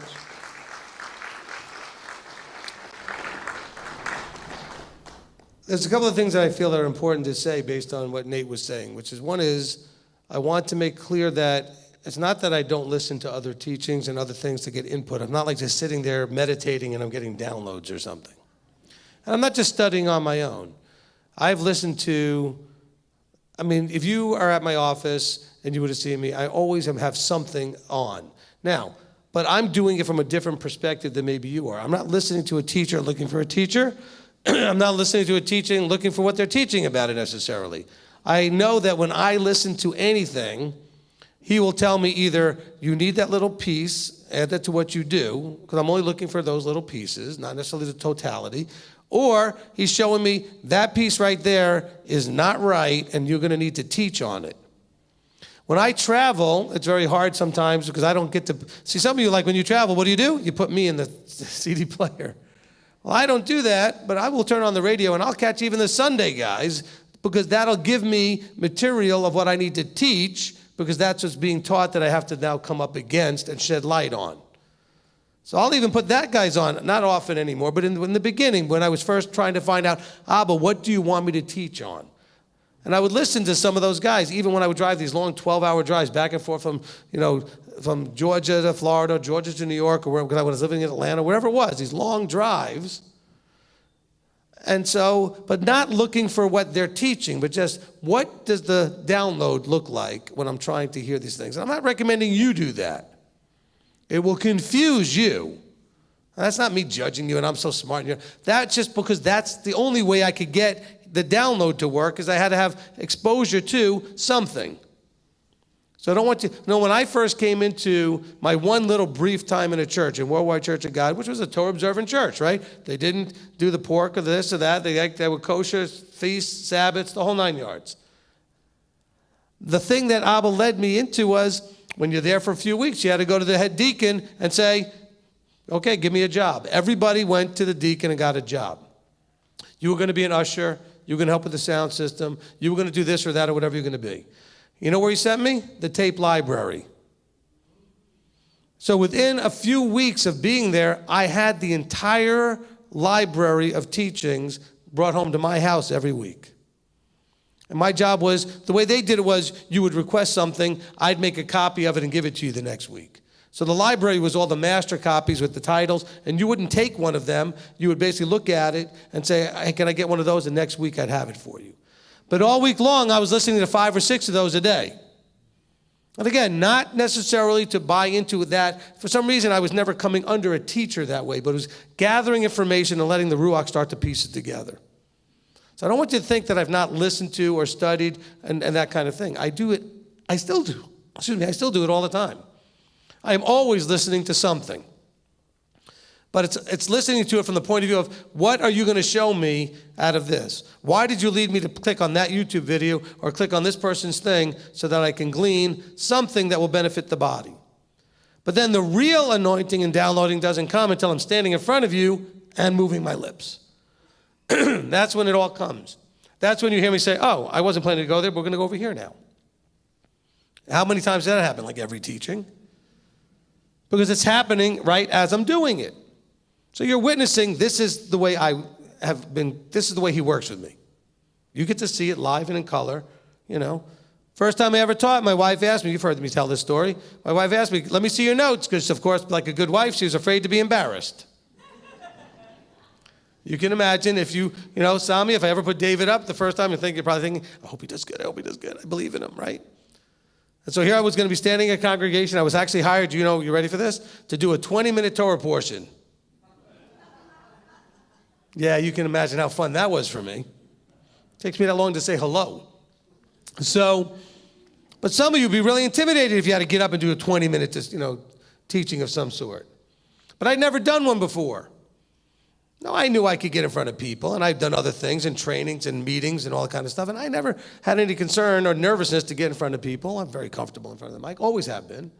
Even though I never really had a lot of opportunity, somehow I just knew that's what I was called to do. And so my wife said, well, can I see your notes? So I said, here. It didn't look a whole lot different than this. A list of verses, some bullet points. She said, no, where's the notes? Because my wife's sister's husband used to do sermonettes at the church, which is 20 minutes or so. And she would literally write out the whole thing, and he would practice and make sure that it was in the right amount of time, and that he could have it kind of memorized almost. That was the notes. And a lot of preachers do that. So she said, no, where's the notes? Like, what are you going to say? I said, I have no idea. I'll move my mouth and something will come out. And she was like, and she sat in the back my first week. I'm going that way. Now, I've got to remember, I didn't know my wife very well when we got married. I only knew her, we met at Shavuot, basically. The Saturday before Shavuot. So it was Sunday that year. We met that Saturday. We were married September 27th. After meeting May 30th, whatever it was that year. 3 days short of, 4 months or whatever that was. That's all we knew. Okay. So she didn't really know what it was going to be like to see me get up there and do all that. Now, just so you understand so then I got up there fully just confident that, I'll open my mouth, something will come out. And hopefully it'll be good. And it'll help the body in terms of good, not being good like they think I'm great, but good meaning it'll be helpful, useful, and productive in serving the body's needs. And so, I really appreciate, what Nate said, but I want you just to understand how that looks and how that works for me. And some of you, not maybe in this room, but people do this. They'll email us and say, I'd like the notes for this teaching. And we tell them, well, it's on the website. But then they see it's like there aren't any notes. They're like, no, I want the notes. That is the notes. I don't know what else to give you. If you're listening to Heart of the Matter, sometimes the notes for like part 14 was just Psalm 119 from this verse to that verse. That's the whole notes. And if you look that's it. It's just one line. That's it. Psalm 119 from here to here. Because all I planned to do that day was start reading and stop wherever I needed to stop and say, there were no notes. That's not bragging. That's just letting so you understand what I do. And it would not work for everybody. It just works for me. Because why? This is what I'm called to do. Now, on the other flip side of it, and this is where we get all kinds of problems in my relationship with people, you can't, how do I explain this? All right, it's appropriate in some ways to hold me up in a high esteem doing this. But that doesn't mean I'm not still a flawed human being. So some of you get all disillusioned when I act like a normal person and a jerk or this or that and rude and like everybody else does. Okay? We tend to elevate people and then think because they're so good at something, they're good at everything. Sorry about the throat. It's been a week and my voice is going. So please understand that that's part of it as well. Okay? If I had you come over and fix my sink and you did an incredible job, I don't think all of a sudden you're going to be great at like teaching Torah or great at playing an instrument or great. You have a gifting. That's your gifting. But you're still, I said this during the couples class, we're all broken, damaged, handicapped in some ways. Was it Moses? Didn't he have problems? Anger, whatever it was, other things? What color do you think he was? Okay, he's about as red as it gets. Do you think that caused him some social challenges? And so, please understand that. Some of you are making a mistake by holding me up inappropriately. That doesn't mean you shouldn't hold me up appropriately, as if you see me as an anointed appointed, that needs a certain position for you to relate to it correctly, for you to receive correctly. But that does not make me any less human, flawed, imperfect, you know what I'm saying? Personality challenges. Some of you have seen that when you've tried to talk to me and I've brushed you right off, ignored you, and gone and done something because that's where I was going. I don't say that made me right. I wish I could do it better. I don't like being perceived, and I say that way because I don't see it when I'm doing it because I'm too busy doing it, as so rude or insensitive. But I know that you're right when you feel that way, but some of you feel that way too strongly because you've held me up and say, but he's the anointed appointed, he should never be that way. The anointing is in teaching this book and giving you counsel, not in all the other things in life. I've got areas that, like all of you do, that need a lot of work. So I appreciate Nate saying those things, but I just want to make sure that that other piece is there. Because I've had a few people recently get real upset because they saw me being normal. Normal meaning flawed like anybody else, and that really upset them. And I can't really blame them because it's really easy, though, to feel like somebody in this gifting shouldn't do those things. And really that's true, I shouldn't. But like you, I have stuff to work on. We all do. Do you know how many? We've had more people leave the ministry because of personality issues with me than because of Torah issues. That's just stupid. I'm sorry, did I say that out loud? I mean, that's just foolishness. Why would you leave over person? You know what? I'm not here to be your best friend. I'm not here for you to like me. I'm here to get you to be in line with him.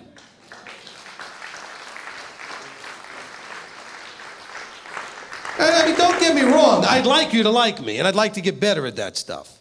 It would help if I had a little bit of white and blue in there somewhere, but then I'd be better. But I'm working on it. And trust me, some of you don't know what I was like when I started this almost 20 years ago. You're getting a much better deal now. Ask Uncle Bob, okay? He remembers what I was like when I was first doing this at 35 years old and had no idea what I was doing. But I don't mean like scripture-wise, I mean like I was much more rough around the edges and much more intolerant and everything else. I've come to be better at this stuff, but doesn't mean I've arrived. I got a long way to go. But some of you don't have that perspective to see that there has been growth. I promise you there's been growth, okay? And maybe, Uncle Bob, would you agree there's been growth, that I'm not quite the same when you first met me at 35? What was that? They couldn't have handled me back then. I was, okay? And he's one of the only ones still left from back then. That'll show you. I mean, really, there aren't anybody there isn't anybody, actually. He's the only one from back then that's still around, okay? And so, but Uncle Bob, was the teaching similar, though? The anointing was the same. See, that's the point. The anointing is the anointing. The rest of it is outside of the anointing. The anointing is specific to an area of expertise, of need, of talent, etc. That doesn't mean it spreads out into every aspect of your life. I need to study all this stuff to apply into my life to work the other areas out. Just because I understand it, can teach it, and do all that stuff doesn't mean that I've figured out how I can apply it perfectly in all those areas. But he can tell you there has been growth. Okay? I'm not saying leaps and bounds, but there's been growth. Like all of us in our life have areas that we struggle with where hopefully we make some growth. So anyway, I just wanted to share that because I think that would help with some things. It is now 12:30. We need to close. Get someone to close us in prayer. Who's got the mic? All right, Kurt, you want to do it?